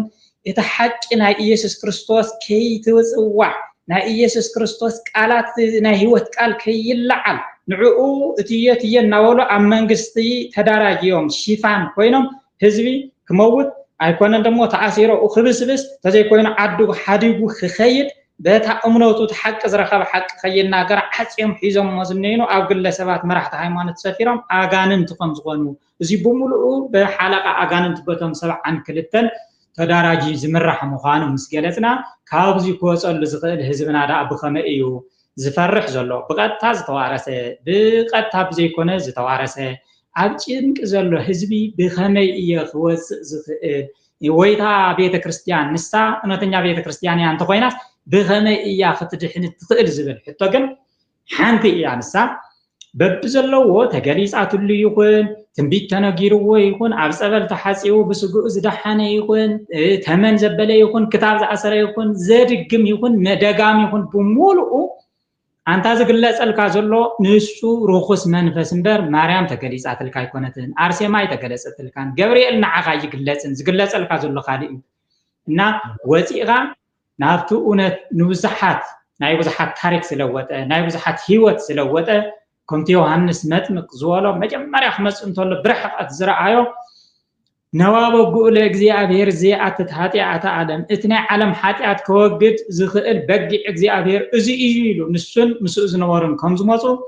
ሕዩውን ህዝቢ ሃይማኖት ብዘይ የገድስ ኩልኻ ዝተኣሰረ ይኹን ዘይተኣሰረ ይኹን ብፍልጥ ዝተኣሰረ ይኹን መእሰሪኡ ብዘይ ይፍለጥ ዝተታሓዘ ይኹን ኩሉ ክትድሕን እትኽእል ከድሕነካ ዝኽእል ሕዩውን በጊዕ እግዚአብሔር ንስኻ እቲ መድኃኒ ዓለም ዝበሃል ኢየሱስ ክርስቶስ እዩ ናብኡ ክትመጽእ እንተለኻ ድማ በተለይ አንቶም ብቐጥታ ተዋሪስኩም ዘለኹም ብተዘዋዋሪ እውን ዝግለጸልኩም ዘሎ ብቐጥታ ከተምልጡ ስለዘይትኽእሉ መምለጢኹም ብኣማሊዕ ለያ ነይረታ ጥቕሲ ኣብ ሮሜ ምዕራፍ 10 ቁጽር ድማ 9 ኣላ ሰብ ብልቦ ኣብ መጀመርያ ከኣምን ኣለዎ ዝእመን ከዓ እቲ ኣቃል ኣምላኽ ተጻሒፉ ዘሎ ኢየሱስ ክርስቶስ መድኃኒት እዩ ኢየሱስ ክርስቶስ ጎይታ እዩ ናይ ነፍሰይን ናይ ስጋይን ገዛእ ከዓ ንሱ እዩ ክፍውሰኒ ዝኽእል ምክንያቱ ኣብ ትሕቲ ሰማይ ከም ግሊ ክድሕነሉ ዝኽእል ናይ ግሊ መድኃኒተይ ንሱ እዩ ብኡ እየ ተፈጢረ ዓለም ከዓ ብኡ እያ ክትድሕን ትኽእል ትብለላ ኢልካ ንዓ ኣንቢብካ ብልብኻ መጀመርያ ምእማን እግዚአብሔር ናይ ልብ ስለዝርኢ ልብኻ እንታይ ኣመንካ ብድፍረት ኣፍካ ተተዛረብካ ምናልባት ምምላት ዘይክመጽእ ክእል ካልእ ከስዕብ ይኽእል እዩ ልብኻ ኣመንካን መጀመርያ ትኸድሕነካ ዝኽእል ተረዲእካ ብኣግባቡ ብልብኻ ተኣምኖ ብልብኻ እንተኣሚንካዮ ግን ብድሕሪ ብኣፍካ ተኣወጅካዮ ኣብ ልዕሊኻ ዝኾነ ይኹን ክሰርሕ ኣይኽእል የስ ዋው ዘገርም ነገር እዩ ብሓቂ ዘገርም ነገር እዩ መምህር ብጣዕሚ ጽቡቕ ገይርኩም መሊስኩሞ ኣብዚ ሓደ ሓውና ከምዚ ኢሉ ጽሒፉሎ ብዛዕባ ኣባሊጋ ከም ብዛዕባ ኣባሊጋ ምትእስሳር ኣለዎ ዶ ምስኦም ይብል ኣሎ ምናልባት እግረ መገዱ እዚ ኣባሊጋ ዝበሃል ኣነ ኣይፈልጦን እየ ኣባሊጋ ንዕኡ ዝመስሉ ክንደይ እዮም ዘለው ብመሰረቱ በየድ ተራርቑ ተቐሚጦም ዝነይኑ ኣባመንዶ እናበለ ዝግለጽ ዘሎ ግን ካፍቶም ርኩሳት መናፍስቲ እዩ ሽሙ ብዘየገድስ ቦትኡ ብዘየገድስ ካፍቶም መጽሓፍ ቅዱስ ወጻኢ ተቐሚጡ ዝኒሄ እግዚአብሔር ንዓለም ክዕረቃ ዝለኣኾ ኢየሱስ ክርስቶስ ካሊእ ከተዓርቕ ይኹን ዝኾነ ይኹን ክገብር ዝኽእል ዝተዋህቦ በተለይ ብስጋን ብነፍስን ክንድሕነሉ ንኽእል ስም ካሊእ የለን የስ ዋው በፍጹም ጸበል ሓራ ከውፅእ ይኽእልን እንዲያውም ትኹፋቱ ኣገልጋሉ ኩነኒ ኣገልግለኒ ክንዲዚ ዓመት ኣገልግለኒ ዝገርመኩም ናይ እንዳገብረ መንፈስ ቅዱስ ጸበል ተሓጺቡ ያድሒነካ እየ ክንዲዚ ዓመት ኣገልግለኒ ኢልዎ ኣብኡ ዝነብር ሰብ እየ ኣነ ብኡ ኣትየ ተቐባልነት ኣብ ህዝቢ ስለ ዝነበረ እየ ናይ ሓደ ነታ ጓለይ ጠንቂ ነይርዋ ብኡ በትምህር ጌታ ንሱ ይግለጽ ነይሩ ኢለ ዘልዕልክዎ እሞ ዋና ኣጥማቒ እዩ ብሕልሚ ብለይቲ ብቐጥታ ክዋረስ ኣይከኣለን ክዋረስ ስለዘይከኣለ ዘይፈልጥ ስለዝኾነ ኣነ ድማ በል ንስኻ ሕይለ ንዕኡ ብተዘዋዋሪ ብራእይ ይግለጸሉ ብሕልሚ ይግለጸሉ እዚ እንትግለጸሉ እንተሎ ገብረ መንፈስ ቅዱስ እየ ኢሉ እዩ ዝግለጸሉ ንስ ድማ ገብረ መንፈስ ቅዱስ ኢልኒ እዩ ዝፈልጥ ብገብረ መንፈስ ቅዱስ ስሚ ዝኩሉ ዝገብር ነበረ ክሳዕ ሕያብ ኣኹርሜሚ ኢሉ ክርድኦ ስለዘይከኣለ ኣይተረድኦን ተዘይኣሚኑ ድማ መውፅኡ የብሉን ኣለ ክሳዕ ሕይ ክተገልግለኒ ኢኻ ኢልዎ እዚ ክተገልግለኒ ዝብሎ ዘሎ ርኩስ መንፈስ ምዃኑ ንሱ ኣይፈልጥን ገብረ መንፈስ ቅዱስ እዩ ዝመስሎ ዘሎ ዘገርም እኮ እዩ ኣብዚኡ እቲ ህዝብና ተዓሽዩ ዘሎ ኣብዚኡ ተመሓላሊፍዎ ዘሎ ማለት እዩ ብጣዕሚ ዘገርም እዩ ብሓቂ መምህር ኣዝዩ ኣብኡ ኣብዚ ተይኮነ ብትግራይ ጥራሕ ዘይኮነ ዝወድሲ ሕይ ኣብ ከባቢኡ ንኸስተውዕልዎ ፍልጥ ስለ ዝኾነ ብዙሕ ሰብኡና ኸደ ይሕፀብ ከም ዘሎ ንስኑ ባዕሉ ብብዙሕ ሕማም እንድሕር ዳ ካብኡ ወፂ ቀጥታ እዩ ዝሓምም ይቋፃፀሮ ገብረ መንፈስ ቅዱስ እኮ ይፀልዩ ኢለይ በቃ ግዜ ወዳእኹን ኢሉ እስርስር ኣቢልዎ ኣቕሚጥዎ ዝኒአ ነዚ ዝመስል በየገዳሙ ኣብ ኤርትራ መዓት እዩ ዝኒአ ነቶም እውነት ዝምስክሩ ነቶም ወንጌል ተገሊፅሎም ወንጌል ከሰብኩ ከም በዓል ኣቡነ እንጦንዮስ ዝበሉ ካልኦት ቁፅሮም ሽሞም ዘይፅውዖም ሕጂ ንግዚኡ ብዙሓት ቤት እስርኒ 15 20 ዓመት በስቢሶም ዝነይኑ ብከምዚ ብቀጥተና ብዘይቀጥተኛ ዝኾነ ዝተዋረሱ ክፉኣት መናብስቲ እዮም ከምኡ ዝገብርዎ ዘለው ኣነ ሓደ መልእኽትን ህዝቢ ኤርትራ በተለይ ዘለኒ ኣብ ሰለስተ ተኸፊሉ እቲ ህዝቢ ተውኡ ዘለውን ሓቂ ከይዛረብ ነቲ ዝፈለጦ ሓቂ ከዓ ብነፃነት ስም ኢየሱስ ክርስቶስ ከይፅውዕ ብነፃነት ንዕኡ ከይዝምር ብነፃነት ንዕኡ ከየስፋሕፍሕ እስርስርስርስር ኣቢሉ ሒዝዎ ዘሎ ካልአይቲ ዘላቱ ዕድል ብፍቅሪ ነዲዱ ንጎይታ ከገልግል እየ እንተኢሉ ከዓ ካብኣ ከዓ ሃዲሙ ታዝነበረላ ዓዲ ሃዲሙ ክኽብል ናብ ካሊእ ዓዲ ክስደድ እዙይ ድማ በዓል ዕድል ክንደይ ባሕሪ ዝጠልቕ ዘሎ ክንደይ መንእሰይ ወጣት ህዝቢ ኤርትራ እዩ ተረፍ ናይቲ ብጥይት ብጦርነት ዝመውት ዘሎ ኣብ ባሕሪ ዝጠልቕ ዘሎ አንቱም ሰጊርኩም ዘለኹም ነገር እዚ ተረዲኡኩም ሓቂ ብዝፈለጠ መምህርኩም ንሰይጣን ክሒዱ ሓቂ ዝፈልጥ መምህር ኣፉ ክኸፍት ኣብ ዘይኽእለሉ ዓዲ እዚ ዝኣክል መከራ ኣቐሚጥኩም ኣብ ደገ ዘለኹም ሰባት ብሓቂ ክትፅልዩ ብሓቂ ከዓ ነቶም ተኣሲሮም ዘለዉ ክትፅልዩ ኢሎምን ብብዙሕ ከዓ ክትሕግዝዎምን የተሓሳስበኩም ሓቂ ፈሊጥኩም ዘለኹም ኣብ ካሊእ ዓዲ ዕድልኩም ፈቒድዎ ኣነ ብዙሓት ይፈልጥ ንምክኤለ ኣባተ ዝበሃሉ ምሳይ ዝነበሩ ኣገልገልቲ ኣለዉ 16 ዓመት ሙሉእ ክእሰሩ ተለዉ በዓል ኣቡነ እንጦንዮስ እንታይ ደ ተረኺብዎም ኢዳ ብኽፉኣት ኣጋንንቲ ኣብቲ ዓዲ ነጊሶም ስለ ዘለዉ ከም በዓል ጋውል ከም በዓል ጠቋር በደስ እዮም ከምኡ ገይሮሞ ኣቡነ እንጦንዮስ እኮ ኣብ ደገ ሊቅ ስለ ዝኾነ ቶም ጳጳስ እውነት ተረዲእዎም ስለ ዝነበረ ንስጋ ዝነብሩ ዘይኮንስ ነቲ ዝሞተሎም ክርስቶስ ይነብሩ ስለ ዝነበሩ እኮ እዩ ምስ ናይ ደገ ኢንጂነራት ኣብ ካሊእ ዓዲ ኣተሓባቢሮም ንህዝቢ ኤርትራ መፅሓፍ ቅዱስ ሕቲሞም ብቋንቋኡ ሃይማኖቱ ክፈልጥ እምነቱ ክፈልጥ ህይወት ክረክብ ነቶም ጠንቆልትን ገበርቲ ክፉእን ከዓ ክቃወሞም ኢሎም እኮ እዮም ኣምፅኦም እዚ ብምምፅኦም እኮ እዮም ከም ሓጢኣተኛ ተሃድሶን መናፍቅን ተባሂሎም ኣብ እስር ክሞቱ ተገዩ ሰማዕትነት ዘኽፈሎም እዚ እኮ እዩ ብሓቂ ዋው ያ ዋው ዘገርም ነገር እዩ መምህር ተወልደ ብጣዕሚ ሓቂ በልካ መምህር ተወልደ ኢሎምኩም ኣለዉ ጎይታ ይባረኽ እሞ ናፍቲ ጋውል እስቲ ንእቶ ጋውል መን እዩ እዚ ጋውል ሲ ፅቡቅ ገይርኩም ክትገልፅዎ እዚ ጋውል እዚ ሲ ብኸመይ ኢኹም ኸ ተዋሪስኩሞ ነይሩኹም ምስ ተዋረስኩሞ ኸ ምስ ገደፍኩሞስ ከመይ ከምዚ ቅትለት ገለ ከየብፅሐልኩም ከመይ ተሪፉ ከመይ እዚ ጉዳይ እዚ ምክንያቱ ገለ ሰባት ዝተዋረሱ ንክወፁ ዋላ ብጣዕሚ ተፀጊሞም ዘለዉ ኣለዉ በየበዓቱ በየገዳማቱ በየኣድባራቱ ኣለዉ ስለዚ እዚ ጉዳይ እዚ ብኸመይ ተዋሪስኩሞ ክትዋረስዎ ከለኹም ኸ እንታይ እዩ እቲ ብደገ ዘለውዎ ዝገነነ ስም ኣምላኽ ኣክሱም ፅዮን ዝበሃል እንታይ እዩ እቲ ኣክሱም ፅዮን ባዕሉ ድዩ መፀውዒኡ ወይስ እንታይ እዩ ካልእ ዝጥቀመሉ እንታይ ኣሎ እስቲ ንሱ ሰይጣን ሓቱ መነሽኡ ካብ ሰማይ ከም ዝወደቐ እምበር ወዲ ኣኽሱም እየ ኢለ እኮ ይኣምንን ግን ዘገልግለሉ ብዋናነት ኣነ ኣብ ዝቐረባ ሕየ ኮንኩን ፈሊጠ እዮ ንጋውል ወዲ ዓደይ ወዲ መንደረ ኢለ ካብኡ መገላግልተይ እናሃለወስ ኣይፈለጥክዎን ኣነ እውን ብተዘዋዋሪ ንሱ ዝተዋሪሰ እየ ፀኒሐ ነይረ ማለት እዩ ዘገርም እዩ ከይፈለጥኩ ማለት እዩ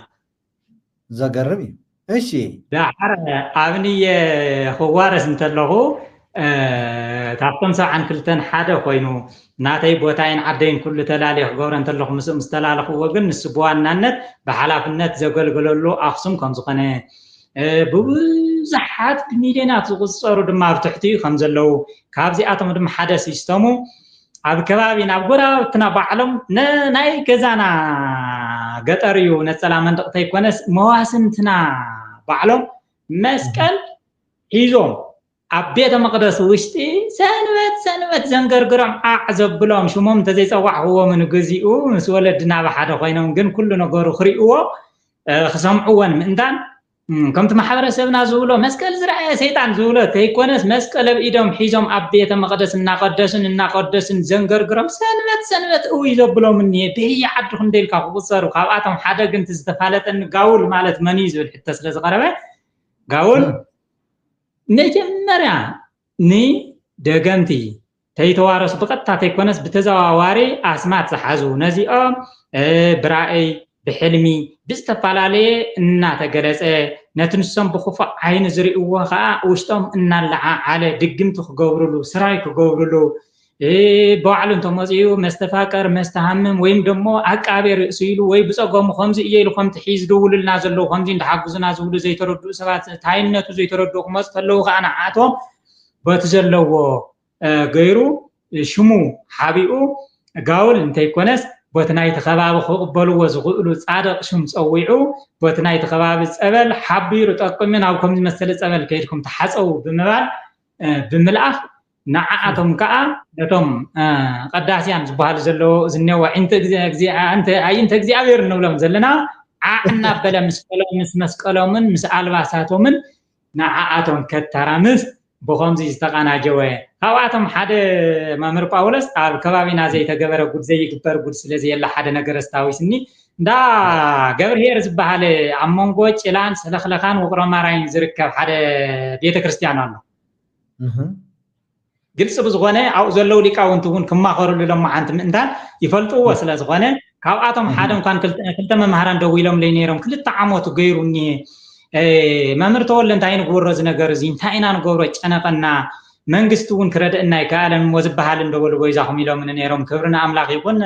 ماتي الله بميجا غيره واو شيء والله أنا نقول لزنورنا دبريو بعد مرجيتان وقصة سامية للو بعد ما مرداوي تلو في خبابي بزغونه يكون قل بعد ما مرسقي لو ليقاون تو لو خيدهم كم خغورو خت حواورو زنجر زي كوغدو تاعقم من لعل تخوينون نست عنا بيرو خزاتيلو طقيما يوم نيرني ممر هرغوين زباله بشر لونا نجر يفلطو وسل زغون صحي مفتاح يغوردن صقيمو ازي انتاي تكم تحمشت زغبر خبروا علي نجرب عاوز تكم تحمشت زغبر زلو اندا قبر هير زبحاله كم تحاول عن توزل على شمو زي فلطو زي بزح حبرتسب شمو زفلطو يكونن قبر هير زبحاله سماعت ديو صادق دي انتاي نتوين فلطن بزغونه كون بيت مقدس تسريح لله او تكم تحمشت زغبر افتوازيما تكمتي 4 مالتي نسو ولادي هبيو ولدس كاوي زركب بزبل هابرو حقبتاتي ترفي خابز تفعلالي كبابي ناو إيموسو تاقوالن استي تولاد زسانة تولنا وتمسي تولاد زي ولور تبعتا وناو إيمسي زي أم كلتي أمعي يبالتن سلمتمت قبل نتلب بكل عن بتحسسن كتن زبالأيو وعابينا هو تيل مغنو لنا ومز مسل يلا ناو زي كون بعلقنا يأتت محبرسة هم لك أو انتو تاو وازي ما قوي من أخنوات انتلنا مشيت ناو درار دما أي زربن لمر حيمانة أو منفسة وتغير وتقرب سلسلة تحزة رئيخا خمزة رأخا صغيرك أي وزحلف بتحريو أو يحدد وأشعون دحر دا خالي قتيم ونعمتا خوص خلي خيري شع زي قتم ونعمتا خوص خلي خيري زقنا قوينو كنو يحدد زي عدراشا زنبر أيو حي بسلكي عدراشا ختم حلف تخليخا شعقن بصحف تابي مسيخا مباريكة توليدنا مقصالي كمزي جيرنا خنا الراخب حابيرنا خنا عبد تواهيلو نبزح عمتات زقصره بمنفساون عبي رخصه هاوزي غاو ناي غاول ايد زلو غاول دما مسبرورم بقربا ناي ابرورم يو تزرف تقطنا انكون ناي ابرورم يو بابرورمنا بغاول زتما اخل خفو زخنا رخصيو نزي منغستون ايردنا زبل زلو ني سد زخنا صطاو ركب نزي تدلي تمحلالف حمام ون زقالعي انا منغستي ابزح نجر زمسكنا نجر الله اب كلتي انزل ناي تسكار زبلنا ناي زخم زي مساله بتمحلالف حمام زمحلف زوم ناي طعنا سبات من منتاين حزب سقيلهم كم زريو يغرمني ناي طعنا سباتو ترقيبا نزي نجر زي مستوم مرحت هيمانتو زلو ني سد زخنا صطاو ركب زرغفو زلو ናይ ስልጠና ግንዛቤ ትምህርቲ ሂቦም ከወግድዎ ይግባእ አንቱም ዘለዕልኩኩም መምህራን ከዓ ተናጋገርና በዓል መምህር አረገወይ ለአክል በዓል መምህር ፀገ በዓል ዘለኹም ኣብቲ ከባቢ ተናጋጊርኩም ኣብቲ ዋዜማ ተረኺብኩም ነዚ ነገር እዚ ብግንዛቤ እምበርኳ ተለብዘበን ተተነገረ ተንዓመታት ዝመጽእ ካሊእ ትናይ ቅድመ ዓም ዝነበረ ሞይሳል ካልኣይ ውላድ ክደግም ይመጽእ ከውን ጊዜ ሂብካ ክንገር ዝግብኦ እዩ ከምዚ ዝመሰለ ክፉእ ዝኾነ ተግባራት ምንሄ ነዚ ዘተሓባብሮን ዘማእኸሎም ዘለካ እቲ ህዝበ ይፈልጦን መራሕቲ ሃይማኖት ሆነው የለውን ይፈልጥዎን ጋውልና አብሮሮም ግና ነዚ ነገር እዚ ይፈልጥዎ እዮም ብናታቶም ስልጠናን ሓሳብን ተመክሮን እዩ ነገር እዚ ዝከናወን ዘሎ እግዚአብሔር ነዚ ነገር እዚ የርሕቆ ካብ ማእኸል ሰለኽለኻን ኣኽሱም ዋይ ዘገርም እዩ እዚ አብሮሮም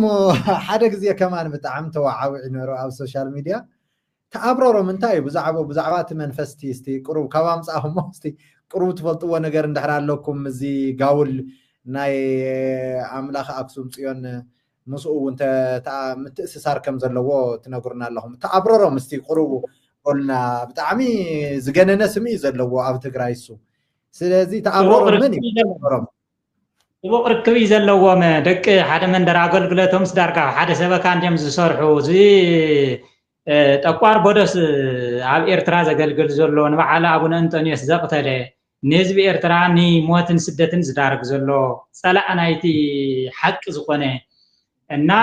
አብሮሮም ኣብ ሰለኽለኻት ኣብ ሽረን ኣኽሱምን ከባቢ ዘገልግል ዘሎ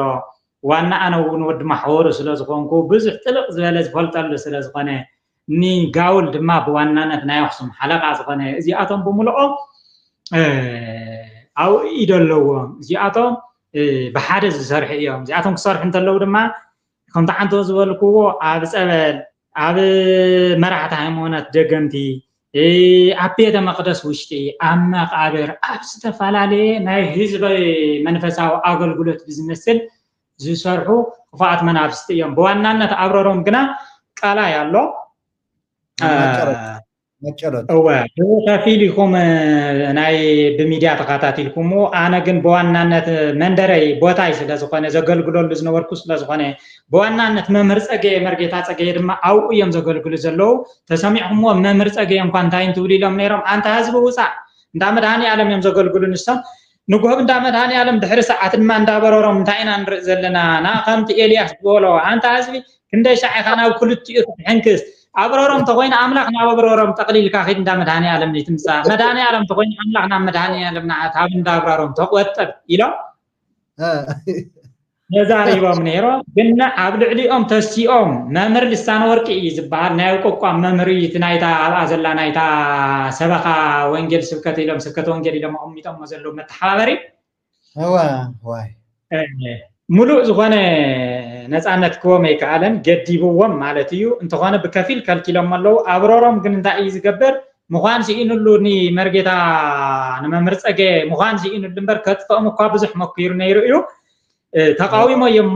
ሓይሊ ብድፍረት ተራኺብና እውን ነጊሮ እዮም ንምንታይ ከምዚ ይኾን ሓቂ እያ ተሪርኩም ተቢዕኩም ኣብኡ ተቃወምዎ ብስም ኢየሱስ ክርስቶስ ክፈርስ የባኹም ዝኾነ ይኹን ክገብረ ይኽእልን ኢልናዮም ነጊሮ እዮም ኣነ እውን ይፈልጦም ስለ ዝነበርኩ ኣብ ጎንደር ኣብቲ ቃላይ ኣብቲ ፀበል ዝበሃል ተረኺቦም ሓሚመን ዝነበራ ቆልዑ ናብኡ ክጠልቃ ክሕፀባ ኢለን ምስ መፃ ኣውፂኦማ ማለት እዩ እቲ ማሕበረሰብና ድማ ዋይ ካብቶም ቅድሚኡ ዝፅውዕዎ ዝነበሩ መርጌታ ጡመልሳን ታውኦም ዘይንእስ እንዲኦም ታውኦም ዘይንእስ ሰብኣይ መፂልና ኢሎም ብድሕሪኡ ምስከዱ በብረሮም ዘውፅዎ መሲልዎም ኣነ እኮ በብረሮም ኣይኮንኩን ብኢየሱስ ክርስቶስ የውፅዮ እየ አብሮሮም በብረሮም ኣይወፅኒ ብኢየሱስ ክርስቶስ እዩ ወፂኡ ምስ በልዎም እንተስ በብረሮም እንተስ ብኢየሱስ ክርስቶስ ንሕና ዘይምፍዋስ እንታይ እንደሊ ኢሎም ንሳቶም ከይዶም ብድሕሪኡ ግን ንምንታይ በብረሮም እኮ እዩ ዘይ ብኢየሱስ ክርስቶስ ንምንታይ ኢልካ በብረሮም እንዲ ዝህዝብ እዚ ምክንያቱ ሓላዊ ደቅና እዩ ንዓና እውን ዘገልግለናን ዝሕልወናን ዝፀንሐ ንሱ እዩ እንድሕር ዳ ተቃዊምናዮ ካብ ንእሽትለይ ዓመት ቆልዓ ጀሚሩ ክሳዕ ዝክርን ካሊእን ተባሂሉ መርዓ ዓበይቲ ጉዳይን ብምሉእ ወይነቶም ሰብኣይ ነብረሮም ነቲ መሳርሕትኹም ተዓዲሞሉ ሒዝኩምዎ ንዑ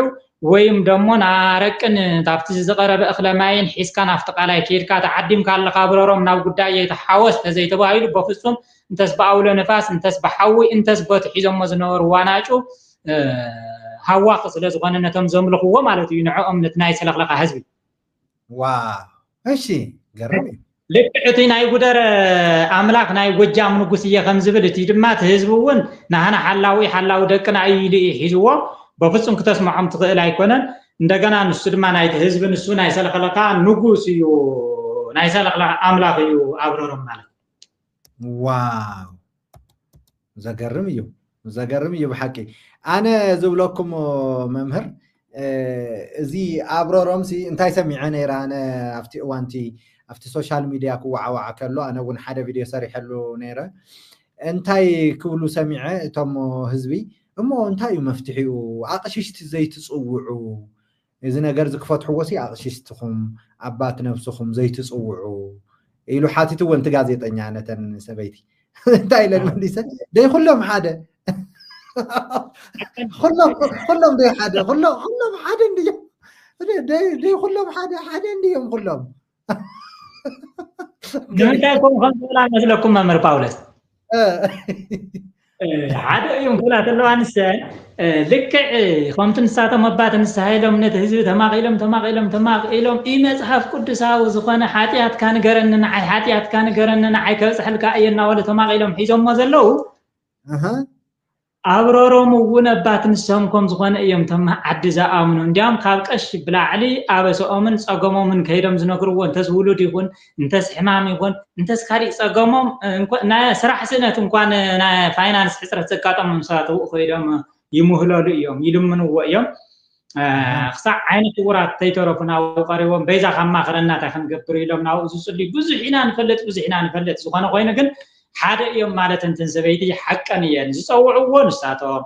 መሳርሕቱ ንሳቶም ታውሕዩን ካብኡ ከይወፅእ ብዙሓ እንዲያም ክልተ ዝኾነ ቅሽቲ እኮ እህን ህዝቢ ሰለኽለኻ ሕግድ የለን እዩ ከምዚ ዝብል ህዝብና ናብ ጣዖት እናበጋንን ትነየምልኽን ተዘምልኽ ህዝቢ በዓሉ እኮ ሓላዊ ደቅና ይብለሎ ሓላዊ ደቆም መድሃኒዓለም እንተኮይኑ መድሃኒዓለም ምበሉ ከምኡ ጌርካ ሸፊንካ ዝተርፍ ሓቂ የለን ብቐጥታን ብተዘዋዋርን ግን እዚ ህዝብና ኣብኡ እዩ ዝኒሄ ኣብዚ ሓደ ሰብ ሓቲትኩም ኣሎ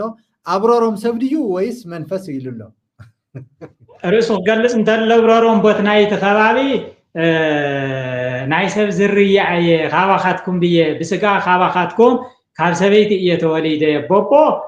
ሰይጣን እየ ኣቦይ ሰይጣን ግን ምስ ሓንቲ ሰበይቲ ደቂሱ ብድሕሪኡ ካብ ሓንቲ ሰበይቲ እየ ተወሊደ ስለዚ ሓውኩም እየ ተን ሰበይቲ ከም ዝበልኦ ቶም ካህናት እውን ኣሕዋት ሓውና እዩ ናህና ዘርኢ እዮም ኢሎም ሞት ማሕበረሰብ እውን ዘርእና እዩ ናህና እዩ ኢሎም እቲ ሓቂ ግን ወዲ ዓዲ ኮይኑ ምስኦም ተስማዕምዒ ክነብር ስለ ዝደልየ እቲ ክፍኣትን ምትላልን ናይ ሰይጣን ባህሪ ስለ ዝኾነ ሓሶት ድማ ናይ ኣቦኡ ስለ ዝኾነ ከምቲ መፅሓፍ ወላዲ ሓሰት ዝብሎ ደዓ ኮይኑ እምበር ሰይጣን እዩ ንሱ ካብቶም ዝወደቑ መናፍስቲ ሓደ ደዓ እምበር ትውልዲ ይኹን ዝርይኡ ንሱ ኣይኮነን ዘገርም እዩ መምህር ብጣዕሚ ዘገርም ነገር እዩ ብሓቂ እሞ እታ ብዛዕባ ማርያምን ብዛዕባ መስቀልን ኣብ ተኣምረ ማርያም ዘሎ ብጣዕሚ ብዙሕ ጉድ ኣሎ ኣብዚ ዘውፃእኽዎ ኣሎ ከማን ኣብዚ ብፒዲኤፍ ዘቕረብክዎ ኣሎ ግን ኣይ ቲንክ ሕጂ እቲ ግዜና ብጣዕሚ ከይዱ ስለ ዘሎ ሓደ ነገር ኣልዒልና ክንወድእ ፅቡቕ እቲ ሓደ ነገር እንታይ እዩ ብዛዕባ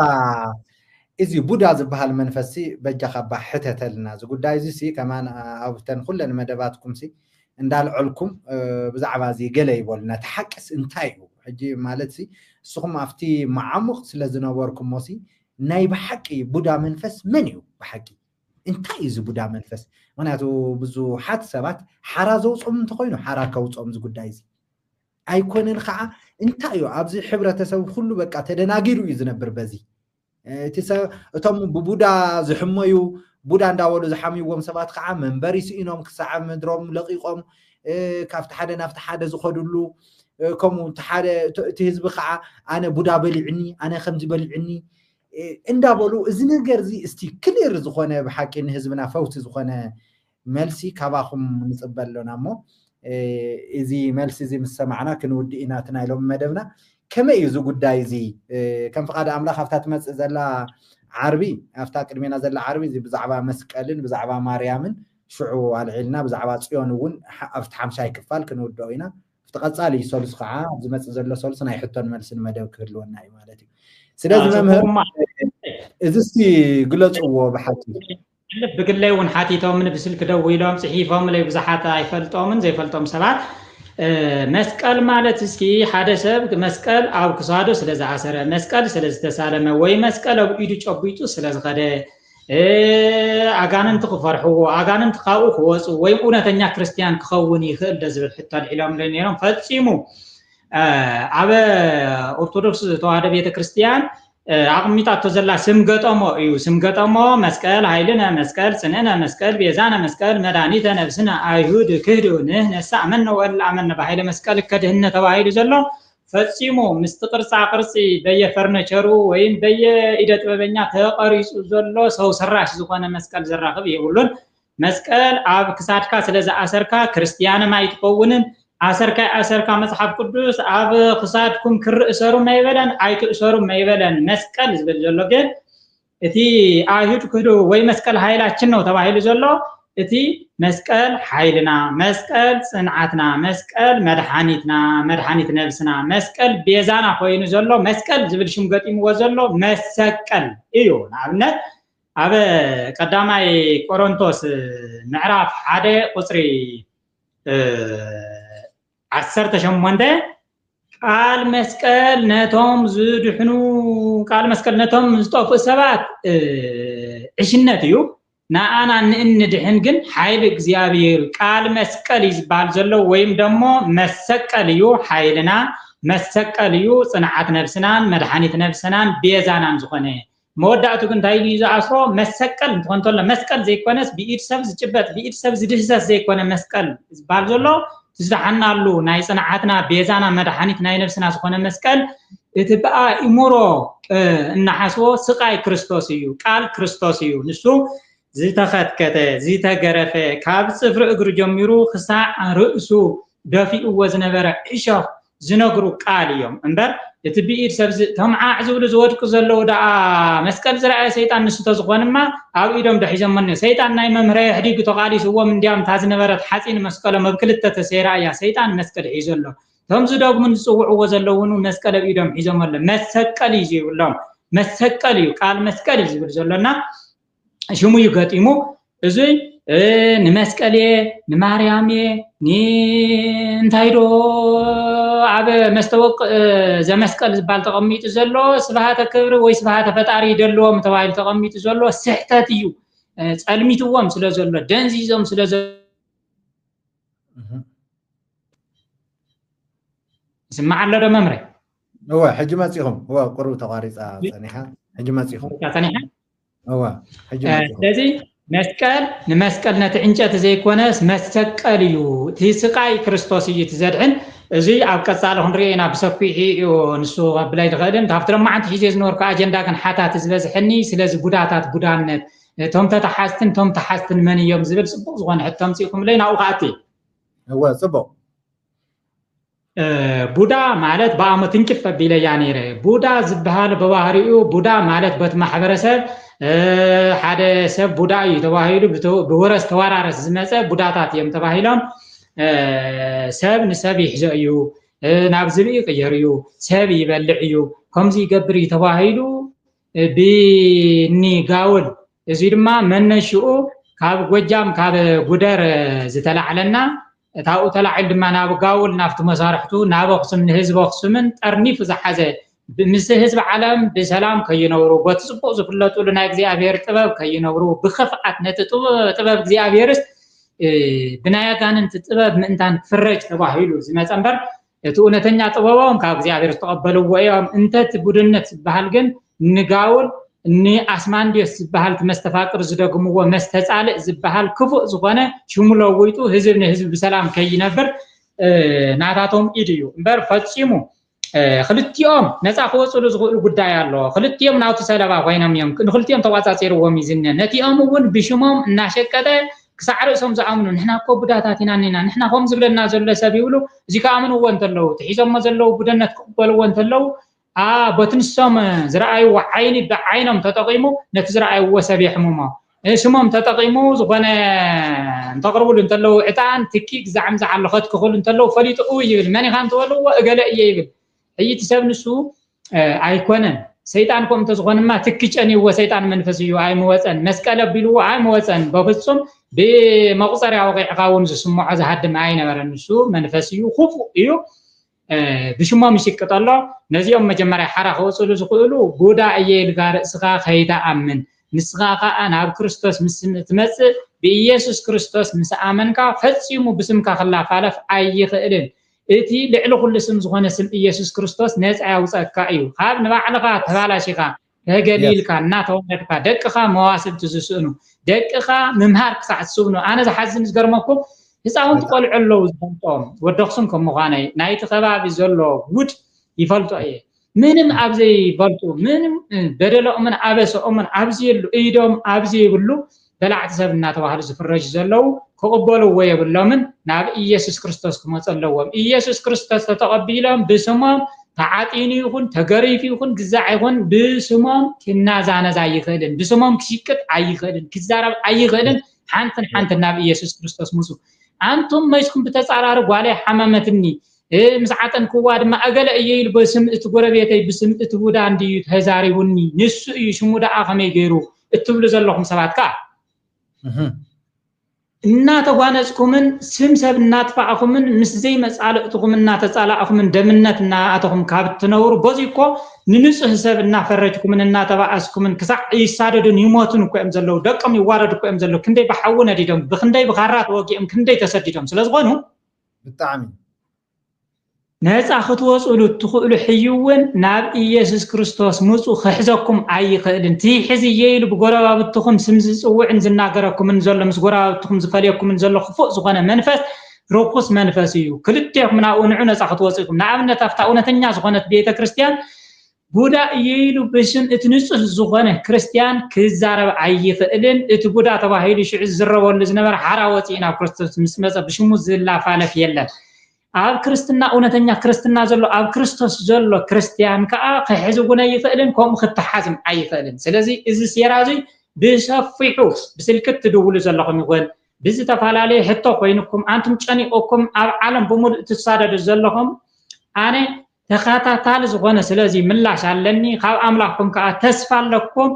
ንስኻትኩም ብፍልጠትን ብዘይ ፍልጠትን ካብ ኣምላኽኩም ካብቲ ዝሞተልኩም ክርስቶስ ከብሊልኩም ኢኹም ዘለኹም ናብ ኢየሱስ ክርስቶስ ምፁ ክልቴኹም ነፃ ክትወፅኹም ርግፀኛ እየ ከምትና ዓይ ነፃ ዘውፀኒ ነፃ ከውፀኩም ዝኽእል ኣምላኽ ኣለኩም ንሱ እሙን እዩ ክብሪ ንዑ ይኹን ዋው ኣሜን ግርም ብጣዕሚ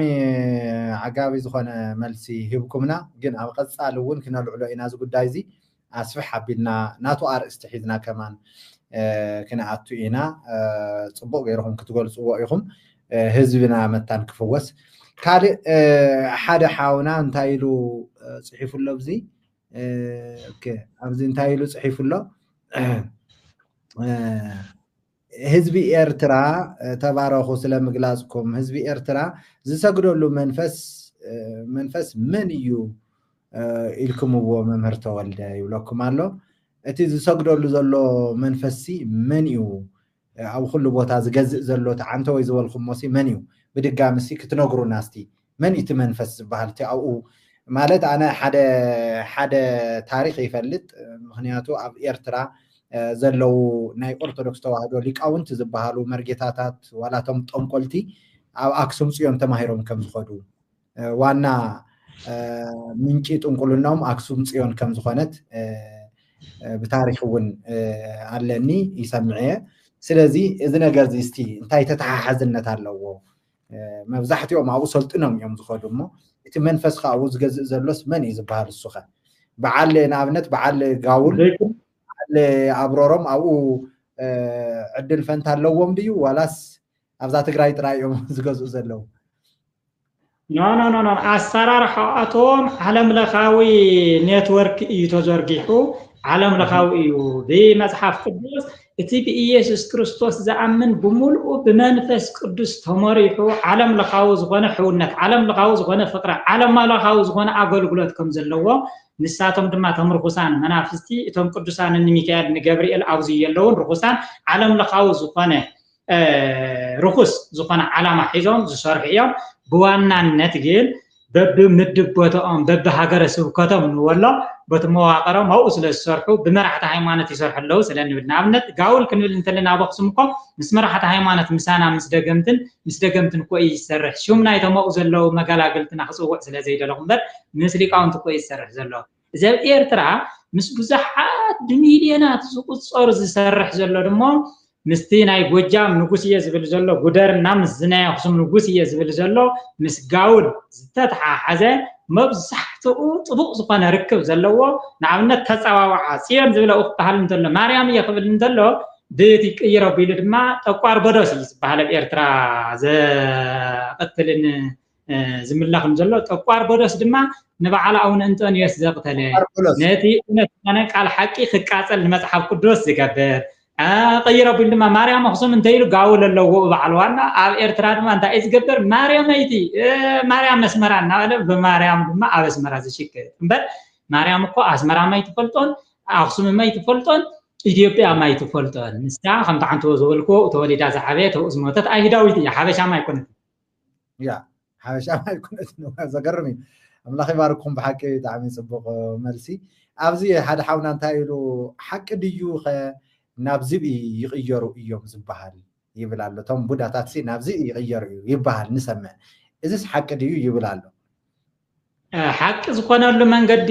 ንኣብነት ካብቶም ዝተዋረሱ ብፍሉጥ ኣለዉ ንሳቶም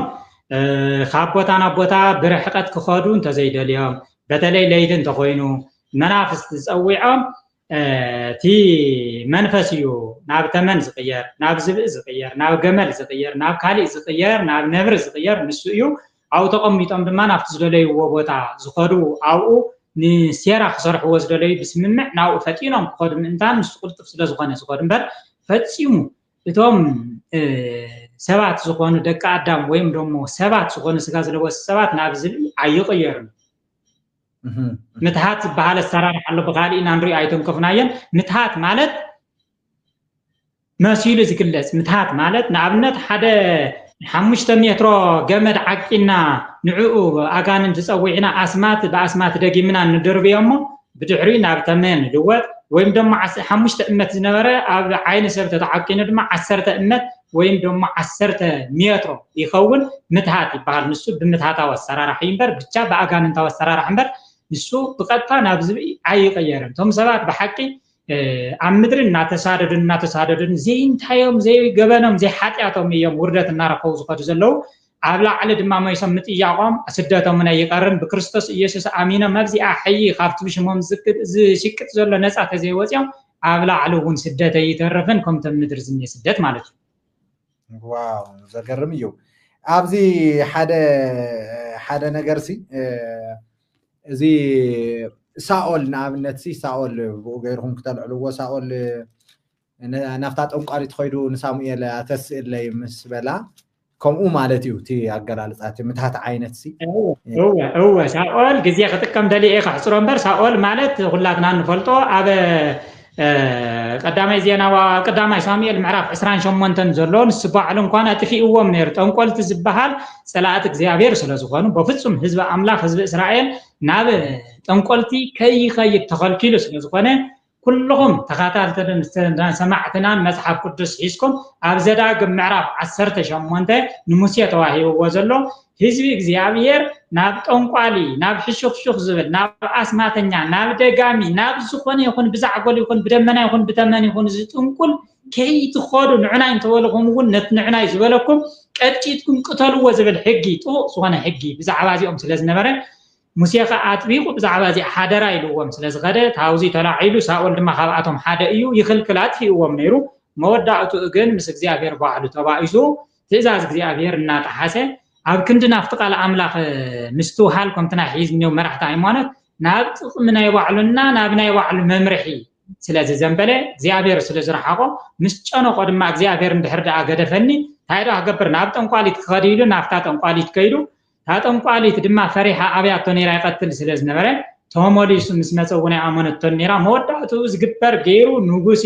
በልዳ ኢሉ ከምትና በልዳ ግድ የብልካን ፅቡቕ ወይ ንፈልጠልካ ኢና እናበሉ ዘጥፍእዎ ዘለዉ ኣጥፊእዋ ተገዲዳ ፀዊዓትሉ ልክዕ ተገዲዳ ምስ ፀውዐት ግን ሳኦል ሞሲሉ መልአከ ሞት እዩ ዝመፀ እቲ ምሳዓ ዝሰርሕ ዝነበረ ርኩስ መንፈስ ዳ እዩ ንዕኡ መሲሉ ዝተገለፀ እቲ ሳሙኤል ዝብሎ ዝነበረ ናይ ቅድም ድማ ሳሙኤል እዩ ኣሪጉ ዝሞተ እቲ ህዝቡ ምስ ዝነበረ ዘመን ዝነበረ ኣሪጉ ዝሞተ እምበርት መንፈስ ንሶፍት መንደር ንክንደይ ዓመት ዘገልገለ ስለ ዝኾነ ታሪክ ንሱ ስለ ዘይጠፍኦ ካብቲ ሓደ ጠንካራ ኣገልግሎት ናይ ሰይጣን ጠንካራ ዝኾነ ባህላዊ ዝኾነ ናይቲ ከባቢ ዘሎ ሃይማኖትን ሲስተምን ቋንቋን ብደንብ ጠንቂቁ ስለ ዝፈልጥ ንሱ ኢሉ ዝተገለፀ እምበር ንሱ ሳሙኤል ኣይኮነን ዝተንስአ እና ከምኡ እናገበሩ እዮም ህዝቢ ምእንታን ክቕበሎም ህዝቢ ምእንታን ሓቂ ክመስል ጥቕሲ እናጠቐሱ ካብ ቃል ኣምላክ እናልዕሉ በዓል ኣባ ግርማ እኮ ጥቕሲ ይጠቕሱ ኣለዉ ግን እቲ ጥቕሲ ዝጠቕስዎ ዘለዉ ከምቲ ሰይጣን ንጎይታ ክፍትኖ እንተሎ ጥቕስ እናጠቐሰ እስኪ መላእክት ክእዝዘልካ እናበለ ዝጠቕሰሉ ዝነበረ ሰይጣናዊ ጥቕሲ እዮም ዝጠቕሱ ዘለዉ እንዲያውም ክሳዕ ናብ ዝብኢ ይቕየሩ እዮም ከምዚ ይገብሩ እዮም እናበሉ ንሰብ ዘዋርስዎ ዘለዉ እምበር ፈፂሙ ከምኡ ኣይኮነን ዝሞተ ኣይትንስእን ብሓፂሩ ግን ተስቦቲ ንሙት ጠይቆ ኣይበለን እግዚኣብሔር ያ ግርም ብጣዕሚ ዘገርም ምላሽ ብጣዕሚ እቶም ብዙሕ ሕቶ እንድዩ ዘሎ እቶም ብዙሕ ይሓቱ ኣለዉ እቶም ሕቶ ዘሎ ርእሱ ዝኸኣለ ናይ ሕቶን መልስን ግዜ ስለ ዝህልወና ብድሕሪ ሕጂ ንህቦም ኣገልግሎታት ከዓ ዓርቢ ኣለና ዓርቢ ኣብ ዝህልወና ፕሮግራም ኣብቲ መወዳእታ ከባቢ ሕቶ ዘለኩም ብመጠኑ ንቕበል ኢና ግን እቲ ሕቶ መወዳእታ ስለ ዘይብሉ ናቱ መደብ ሒዝና ክንመጽእ ኢና ኣብታ ትመጽእ ዘላ ሶሉስ ናይ ሕቶን መልስን መደብ ሒዝና ክንመጽእ ኢና ሕቶ ዘለኩም ኩሉ ሽዑ ኣዳሊኩም ትመጹ መምህር ተወልደ ክምልስልኩም እዮም እግዚኣብሔር ኣምላኽ በኦም ኮይኑ ይምልስ እዩ ዘሎ ብሓቂ ካልእ ናይ መወዳእታ ሓደ ኣብዚ ዝሓትት ዘሎሲ እንታይ ኢሉ ኣሎ ደቂስካ ከለኻ ገለ መጺኡ ዝሓንቀካ ኸ እንታይ ይኸውን ይብል ኣሎ እዚ ንብዙሕ ሰብ የዘጋጥሞ እዩ መምህር ማለት ሲ ደቂሶም ከለው ዝብህሩሩ ኣለዉ ማለት ንኣብነት ክሳዕ ውንኦም ረሲዖም ሲ በቃ ኣብ ካልእ ቦታ ዘለው ኮይኑ ዝስምዖም ንኣብነት እቲ ዘለዎ ቦታ ሲ ፀኒሖም እዮም ዘስተውዕልዎ ንኣብነት ኣብ ካልእ ዓለም ይወስዶም ማለት እዩ ኣብ ካልእ ዓለም ወሲድዎም ኣብኡ ክፃወተሎም ፀኒሑ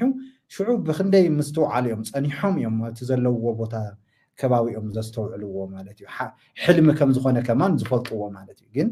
በቲ ሕልሚ በቲ ዝርእይዎ ዝነበሩ ተወሲዶም ሲ ክሳዕ ውንኦም ዝርስዑ ድሓር ከዓ ዝሓንቆም ከዓ ኣሎ መፅኡ ሲ ሕንቕ ዘብሎም ክሳዕ ምትሳዕ በቃ ዝኣብዮም በቃ ክሳዕ ትጭነቕ ነብሶም እዚ ሲ እንታይ እዩ ኣብቲ ናይ ክልተ ዓልየት እዮም ብሚልዮናት ኣጋንንቲ ርኩሳት መናፍስቲ ኣብ ሓደ ሰብ ኣለዉ ክንብል እንተለና በብስራሖም ስለ ዘድልዮም እዩ ንኣብነት እዞም ናይ ድቃስ ሰብ ካብቲ መደበኛ ድቃሱ ኣኽቢዶም ድብርት ብዝመስል የደቅስዎ እዚኦም ዘደቅሱ ናይ ሓደ ዓልየት ንደራሞን ፀራሞን ዝበሃሉ ናይ ድቃስ ኣጋንንቲ የእንቅልፊ ኣጋንንቶች ተባሂሎም ዝፍለጡ እዮም ርኩሳት መናፍስቲ እዮም ንሶም ምስ ሰቐጥዎ ንሳቶም ኣየሓንቅዎን ምስ ከበድዎ ከቢድ ዝኾነ ድቃስ ምስ ወሰዶ ብድሕሪኡ ደሞ እቶም ሓደ ታፍቶም ደቂ ሕድርትና ተባሂለን ብደቂ ኣንስትዮ ዝግለፃ እንደገና ዛር ተባሂሎም ወይ ዛርቲ ተባሂሎም ዝፍለጡ ሓደ ዓልየት ድማ ኣለዉ ንሳቶም ብራእይ ብሕልሚ ብዝኾነ ይኹን ይግለፅሉ እሞ ነቑሒት ሰብ ንሱ ስለ ዘይርድኦም ነቲ ሓሳቦም ነቲ ዝብልዎ ዘለዉ ናብ ዝኾነ ፀበል ወይ ናብ ዝኾነ ታቦት ወይ ንዝኾነ ነገር እዚ ግበር ክብልዎ ናብኡ ከዋርስዎን እንዲኦም ኣቕጣጫ ዝህብዎ ዘለዉ እዚ ክሳዕ ዘይተረድኦ ደሞ ይሓንቅዎ እዮም ንሳቶም እዮም ዝሓንቅዎ ዘለዉ ናይዚ እውን እንተኾነ ካብቶም ናይ ድቃስ ይኹኑ ካብቶም ፀቐጥቲ ይኹኑ ካብቶም ሓነቕቲ ይኹኑ ክጋላገል ዘለዎ ንእሽተይ ንሶም ልቕቕ ምስ ኣበልዎ በታ ሕይ ዝብላ ዘለኹ ኣበ ሮሜ ምዕራፍ 10 ቁፅሪ 9 ዘላ ንኩሉ ሰብ ክፅሕፋን ክትምዝገብን ይግባእ እዩ እዚኣ ንሱ ኢየሱስ ክርስቶስ ታብኣቶም ከናግፎ ከም ዝኽእል ኣሚኑ በኢየሱስ ክርስቶስ ስም ካባይ ረሓቁ ትብል ቃል እንተይልዎ ብድሕሪኡ እቶም ዝፀቕጡ እውን ከምኦም እዮም ይሃድሙ እቶም ዝሓንቁ ዘለዉ እውን ከምኡ እዮም እቶም ድቃስ ዘኽብዱ ዘለዉ ኩሎም በሪሮም ክጠፍእሉ ዝኽእሉ ስም ኢየሱስ ክርስቶስ እዩ ዋው ሃሌሉያ ኢየሱስ ጎይታ እዩ ኣሜን ግቡእ መሊስኩሞ ብሓቂ ዝተረፈ ነገር የለን ስለዚ ታሰዓትና خيዳ ስለ ዘላ ብዙሓት ሰባት ሕቶ ይሓትለው ግን እቲ መደብና ኣብዚና ክንውድ ኣብዚና ክንዛዝም መምህር ኣብ መወዳእታ ትብልዎ ነገር እንድሕር ኣሎ ክትውልና ኢኹም ናይ መወዳእታ ማለት እዩ ኣነ ኣብዚኣ ቁርቡ ኣሕዋትና ሓደ ሓበሬታ ኣለና ካብ ምድሓን ቲቪ እቲ ሓበሬታ እንታይ እዩ ንጎይታና ኢየሱስ ንምቕባል ኣብዚ ዋትስኣፕ ጽሓፉልና ከምኡ እውን ሕቶ ዘለኩም ኣብዚ ዋትስኣፕ ጽሓፉልና እሞ ሕቶኹም ናብ መምህር ተወልደ ክነቕርበልኩም ኢና ማለት እዩ ኣብቲ ዝመጽእ ዘሎ ናይ ሕቶን መልስን ግዜ ስለዚ ካብ ብሕጂ ኣብ ዋትስኣፕ ጽሓፉልና በዚ ዋትስኣፕ ቁጽሪ ብጣዕሚ ኣገዳሲ ዝኾነ ሕቶ ዘለኩም ማለት እዩ ኣብዚ ጽሓፉልና ኢኹም ካልእ ንምድሓን ንወንጌል ኣገልግሎት ፈነወ ምድሓን ቴሌቪዥን ሰፖርት ንምግባር በዚ ቁጽሪ ዋትስኣፕ ጽሓፉልና ዛ ኣገልግሎት ዝውን ክንገብሮ ከለና ኣሕዋተይ ብዙሕ ፋይናንስ እዩ ዝዕየ ዘሎ ኩሉ ብዘይ ገንዘብ ዝኸውን ነገር የለን ትፈልጥዎ ኢኹም ኣብ ዘመን እዚ ኢንተርኔቱ ስቱዲዮው ኩሉ ነገሩ ብገንዘብ እዩ ኣሕዋተይ ስለዚ ንዞም መምህር ከዓ ብነፍሶም ተወራሪዶም ኩሉ ይትረፈኒ ኢሎም ሰይጣን ክሒዶም ብሓቂ ብዙሕ ነገር ጉሒፎም ናብ ጎይታ መጽኦም ኣለዉ እሞ ኩሉና እንድሕር ኣብቲ ናቶም ስደት ኣቲና እንድሕር ተኻፊልና መድሓኒና ኢየሱስ ክርስቶስ ኣብ ወንጌል ማቴዎስ ምዕራፍ 25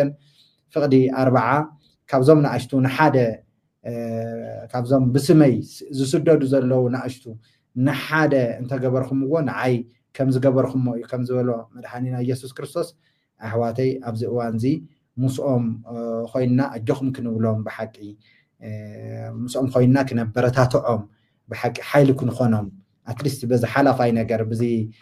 ቁሳዊ ነገር በዚ ገንዘብሲ በዚ ዕለት ጉርስሲ ክንድግፎም ብሓቂ በብዙሕ ስደት ኣብዚ ሶሻል ሚድያ ክንዛረቦ ዘይንኽእል ብዙሕ ዓይነት ስደት እዩ ዝበፅሖም ዘሎ ዝሓልፍዎ ዘለዉ ኣሎ ካብኦም ሓሊፉ ከማን ንዓና እውን ብዙሕ ስደት እዩ ዝገጥመና ዘሎ ግን ብጎይታ ክንሓልፎ ኢና ኩሉ ግዜ ሰዓርቲ ኢና ንጸላይ ኢድና ኣይንህብን ኢና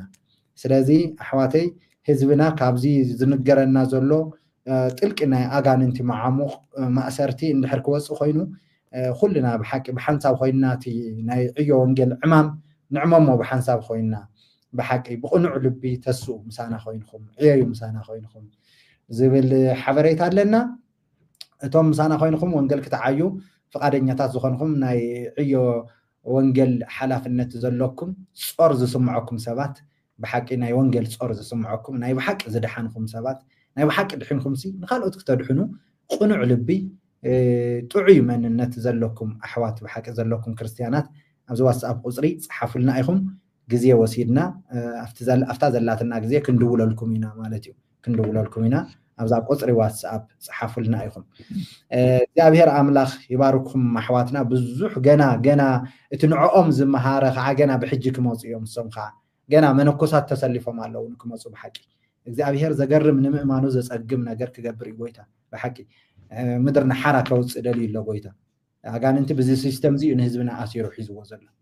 እዚ እዩ እቲ ምስጢሩ ማለት እዩ ስለዚ ነዚ ከዓ ብቕኑዕ ልቢ ኩልኩም ብሓቂ ብኽፉት ልቢ ዝኣገልግሎት ክትድግፉ ብጎይታ ፍቕሪ ንሕብረኩም ኣለና ብሓቂ ክርስቲያን ኢና ትብሉ ኩልኩም ማለት እዩ ብሓቂ እዚ ክብል ይደሊ መምህር ናይ መወዳእታ ንህዝብና ብፍላይ ንኦርቶዶክሳውያን ንኦርቶዶክስ ተዋህዶ ንኣመንቲ ኦርቶዶክስ ተዋህዶ ብሓቂ ብዘይፈልጥዎ ብዘይርድእዎ በቶም ናሁ መላእክቲ ዝበሃሉ 72 መናፍስቲ ተዋርሶ ውሽጢ ኮይኖም እዮም ነቲ ኣጋንንቲ ዘገልግልዎ ዘለዉ እሞ ነዚ ሲ እንታይ ትብልዎ ነዚ ህዝብና ብሓቂ ናይ መወዳእታ ሓደ ሓሳብ ክትህቡና ሓፀርቲ ክልተ ሓሳብ እየን ዘለዋኒ እታ ሓንቲ ኮለ ንዓኹም ሓንተዋ ይገለፅክዋ ክገልፃ ግድን ስለ ዝኾነ ከልዕላ እየ እታ ሓንቲ ድማ ኒ ኣብ ካቶሊክ ዘለዉ ኣሕዋትና ኣብ ኦርቶዶክስ ተዋህዶ ቤተክርስቲያን ዘለዉ ወለድናን ኣሕዋትናን በተለይ ደሞ نتتأكمت جئزنا تقرنيا زخونو تخالي بخالي يخونو حانت تغزي علتني نتتأكمت جئز زخونكم أب داويت مزمور 49 كسر شوعته بغانقا جئز كل عالم كريئة أوهني إيادهن هو وإيادهن سب وإيه بيزاهو لإكزيابير وإي تولات سيئة نفسو زعمو بعالم يحاجو يعتبل بتقرني عدما حاو نحاو أيدحنن سب أيدحنن مخنياتو واقانا نفس أزيو خبريمو اتواقانا نفس دما نأجزي أبيهر كوخف لزخيل يلن يعتبر زلا أزي سلزغوانا إيو بيتانا مرحانينا إيسوس كريستوس تواقانا نفس خبور سلزغوانا حدا بون ولادو كوخفللو سلازي يخيل حدا ولاد دما نبؤو خموتلو سلازي يخيل مماتي امبر نواعلو مويتو خطر امبر كدحنو سلازي يخيل تتقسنا اسالاسلو رايو اب قصالخا ابوزي كنزرارم اتا خال ايدي مخنيات زي ازلعلكوا بوزح تتحيز زل حاون حاو غدحنا يخيل يخصلنا لنا فقرونا يخيل يوم كتعرقنا يخيل يوم نابل خلمون لنا يزبل زلو حزبنا بؤنت سلستيام خلتيام زمزلحلكوا ما اورثودكسنا كاثوليك كلمون النازل بزيع مصحف قدوس اندالمنكم نور يكونن زبل اندامنكم نور يزبل لمنت اندالمنكم ايكونن كلمون الناس يكون تيتلمن اكو تسقيلن باري كونت كنغرك حزب كريستيان يبحالتي كلتيهم اورثودكسنا كاثوليك حكي خاب ادم جميرو خصع مودات عالم زلو بمولኦም دق سبات بمولኦም بهيوت زلون زموتن تزتنسو سراويت سماي بمولኦም تسيኦም بحد دمص خمتنا يقسم بامو مهليلا زنبر ازغيا تزبلو حيز سقل كريستوس يلا تساقيلو بقى بو تامن تدحن بو امن كان كن اندالمن كاتنبر امبر اند امنكم نور زي كون بزعبا دحنت اندالمن نبر اند امننا نبر اند امنكم نور يزبل اند امنكم نورو بوتنس زقمط منغدي بوتنس زقمط قال تقال ايتي انا اونت نمنغار بزحات سلات زرخو زلخو ازيوم زقرقورو زچنقو سبات ስለዘለው ንሽተይ ገዲቦ ይምበር نبعلنا زام سكرنا زي أمسخهم تراخيمنا خابن وات نزكوا هافتز نوركوا جزا بوزم خنيات زي واتي أب حدا حبرتي يزلوا كبيت سقانا نجاري يزلوا تم قد ما يزنور سباتهم كم أبشكر الله أنا ونا كبيت يزلوا دم حلفي زقبر حلف زقون أبي زقانا يكون بيت كريستيان كمان نمكل قال ما نمكل قال زقانا حبرت أو زقانا مشيناري نقلب زقاني سفر الليو انتقنا كنا مسوقنا يكون بيت كريستيان أي تسقع نقلب توحيلون جزا خرايز سفر اللي زقنا يكون نجار يبلي كاو دمو خبير سدت كساع تداكا كامي فتنا قتلت تخايد اللي يزلو زيد ما صلاة صادق أبزيحة بعبي تسلت يا إيزولا صلي لي بخلو قاو كفؤ زبلا حلواني انت أنا جن زقنا نجار بجنزب ده عيزة دقة فرقيبة انت بزقنا يكون كالي ما سقع رقيبة يكون انت سقعي كريستوس بعليو كحلوان إيو انت زي حلوان ندما خامو بوتاتي كساع هيواتي مسواعة تخوون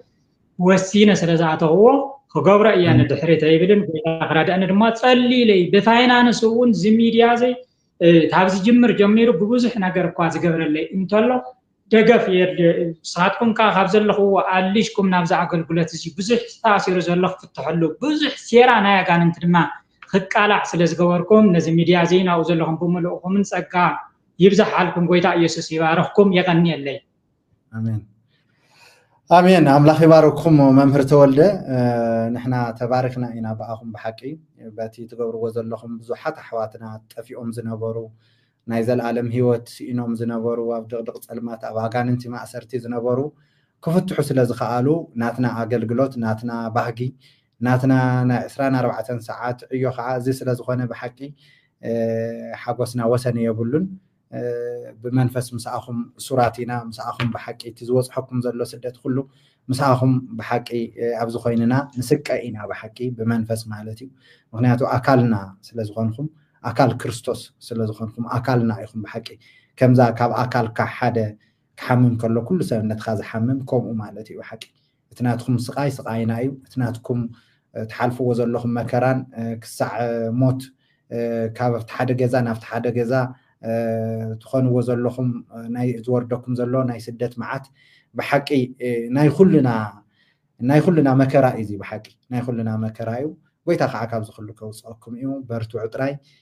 نهزب مدحان ويتا اوصيكم يو እግዚአብሔር አምላክ ይባርኩም እቶም ممكن حجزينا تقولوا ابز واتساب قصر ስለዘሎ ابز واتساب قصر يصحفولنا ايكم استوديو كنسرحلهم علينا صبق استوديو بحقي تريو لكم ابزي طعم بوتا وحنتي جزا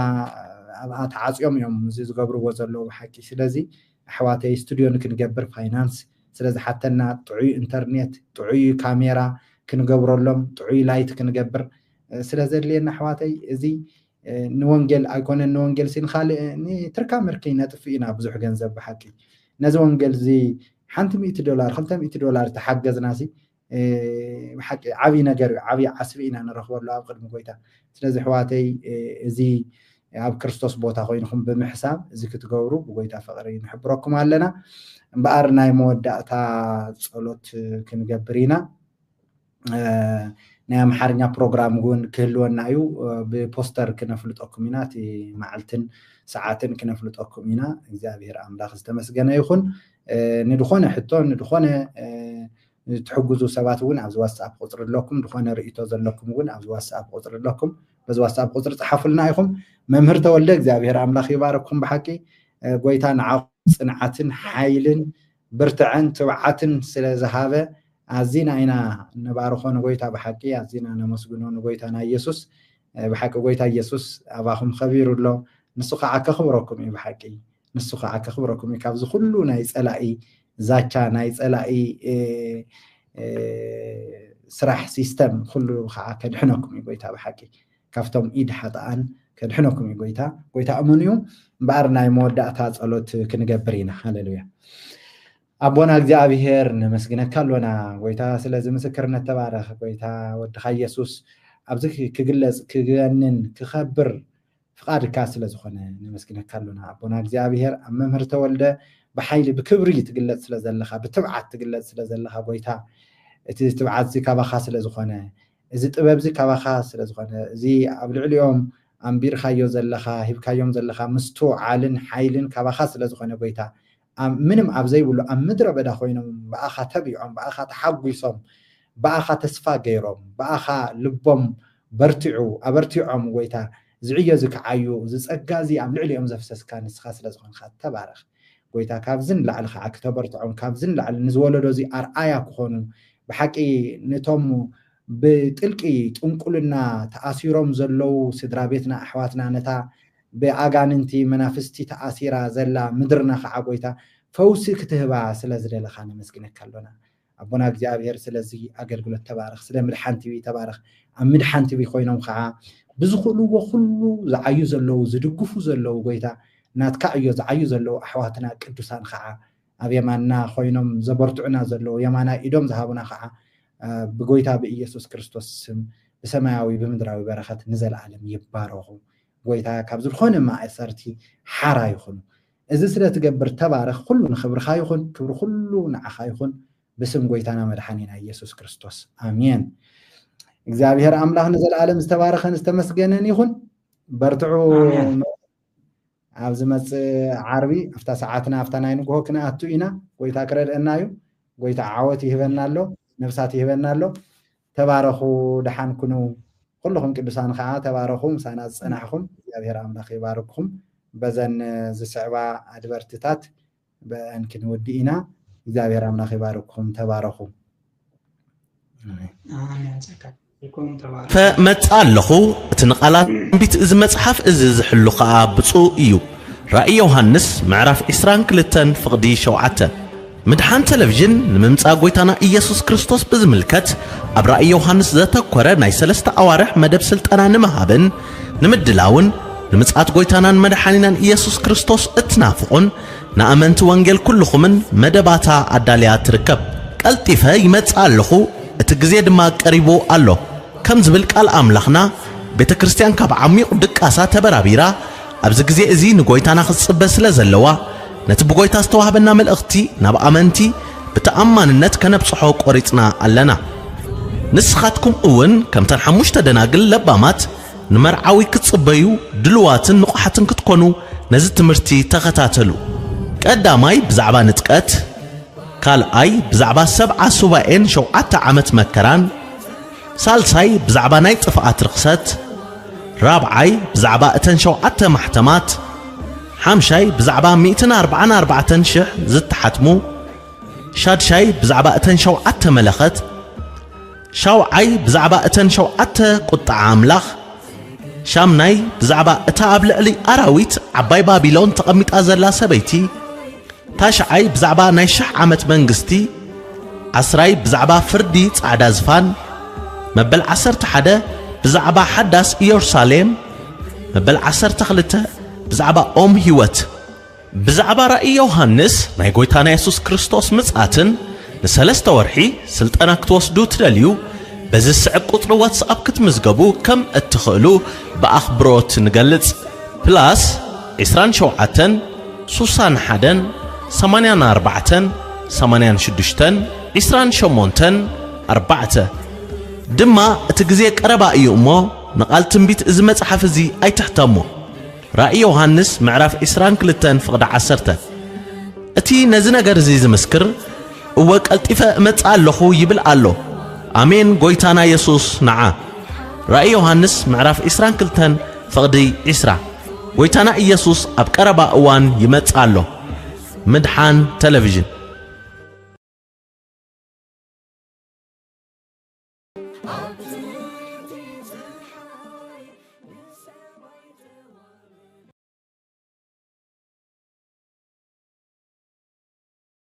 متصالخو تنقالات تنبيت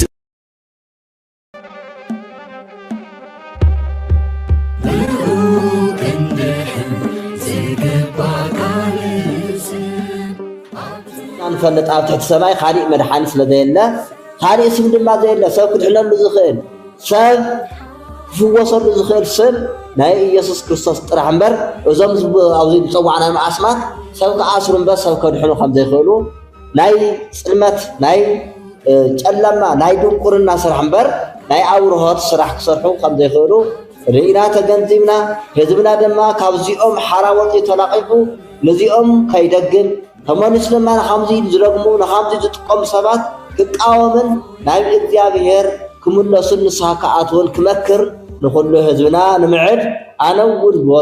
ብወገን ይሓውኹም እዚ መፅሓፍ እዚ ትሪእዎ ኣለኹም ኣብ ቅድሚ እግዚአብሔርን ኣብ ቅድሚ ኣሕዋተይን ምስክር ክኸውን የቃፅሎ ኣለኹ እግዚአብሔር ኣምላኽ ዝተመስገነ ይኹን ክብር ለእግዚአብሔር ይኹን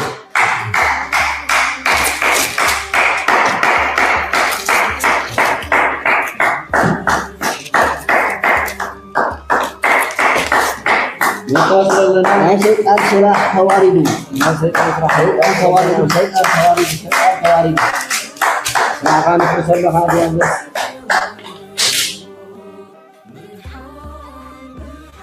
بمسارات قدسات حواريات أبوتاتنا أو حواريات سراح معرف عصتة الشعاتة كاف الشعاتة جميل كعصتة الشعاتة جميل زل قال فمسرحنا زوم نايد الجمتي نايد ولا متحفتي بشجن أملاكنا نقاتل لنا جابين أملاك سمسكنا يقول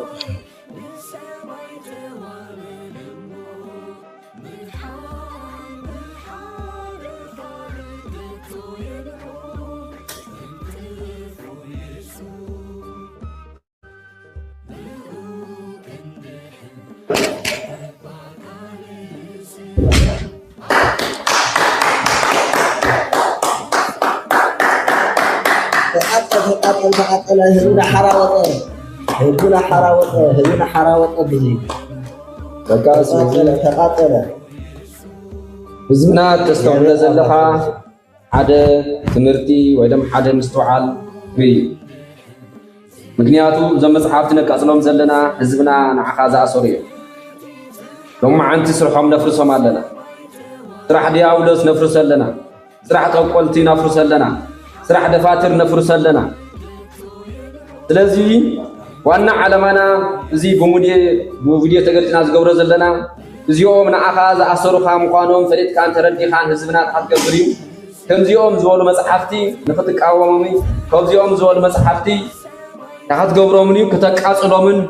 ኣቱም ደፋትር ብዙ ትጥቀም ዘለኹም ድማ ካብ እግዚአብሔር ዝፈልየኩም ምዃኑ ተረዲኹም ክትሓድጉ ከተቃጽልዎም ምልክት ንኮነኩም ኢና ስለዚ ታዩ ከምቲ አንቶ بمرجيتا إلياس يكون بمرجيتا مباقم يكون أبو رهواريات معرف 10 شعات قصر 10 شعات وانجيل مسمعوا بزعما بيتنا مدحينا يسوع كريستوس أولوس مسمعهم جين تمام زنورت أم قلتن دفاترن نه 50,000 دينار زأكل كم زك أصلوا لذي زمك أصل زي دم تخونيو بزي ترديهم نصحاب قدساوي لذي غنا يو لك أصل زلنا نصحاب قدس لذي قوي أم نصحاب قدس لذي لا يوم لذي ترديهم كاراتلونان فرينان زلهم حوات زي ترديهم ንከምዚ ዓይነት ዝገብሩ ሰባት ድማ ክትመኽሩን ክትምዕዱን ከምዚ ዝገብሩ ሰባት ድማ ካብ ግብርኩም ካብ ስራሕኩም ንክትምለሱ እዩ ስለ ሰማዕኹምና ስለ ዝረኣይኹምና ድማ እዚ ናገበርኩም ድማ ንብዙሓት ሰባት እዚ ነገር እዚ ክትገብሩ ደግሞ ሓሳብና ነከታትል እኒአና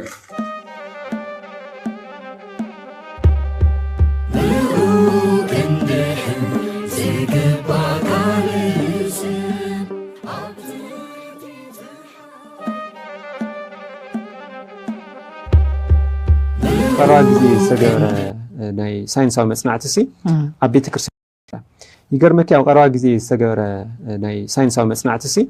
أبيت كرسيان حدا فرنجي يصنع وشو رسعي لهم أبيت كرسيان زلوا أفتح أرثوذكس بيت كرسيان زلوا مصحفتسي ساعة ميتاوس نيتون كلنا يوم أفتح بيت كرسيان زلوا مصحفت كوي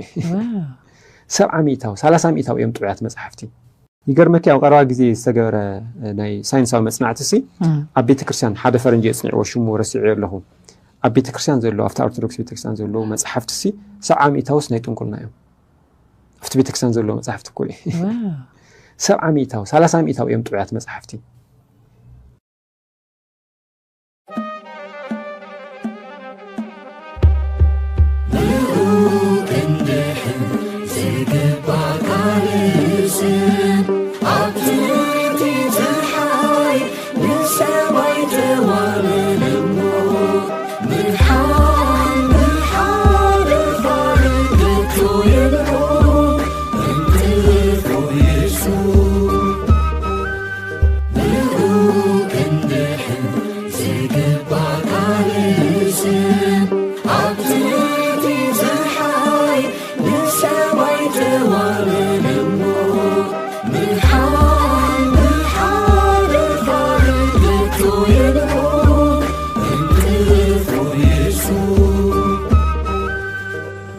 مدحان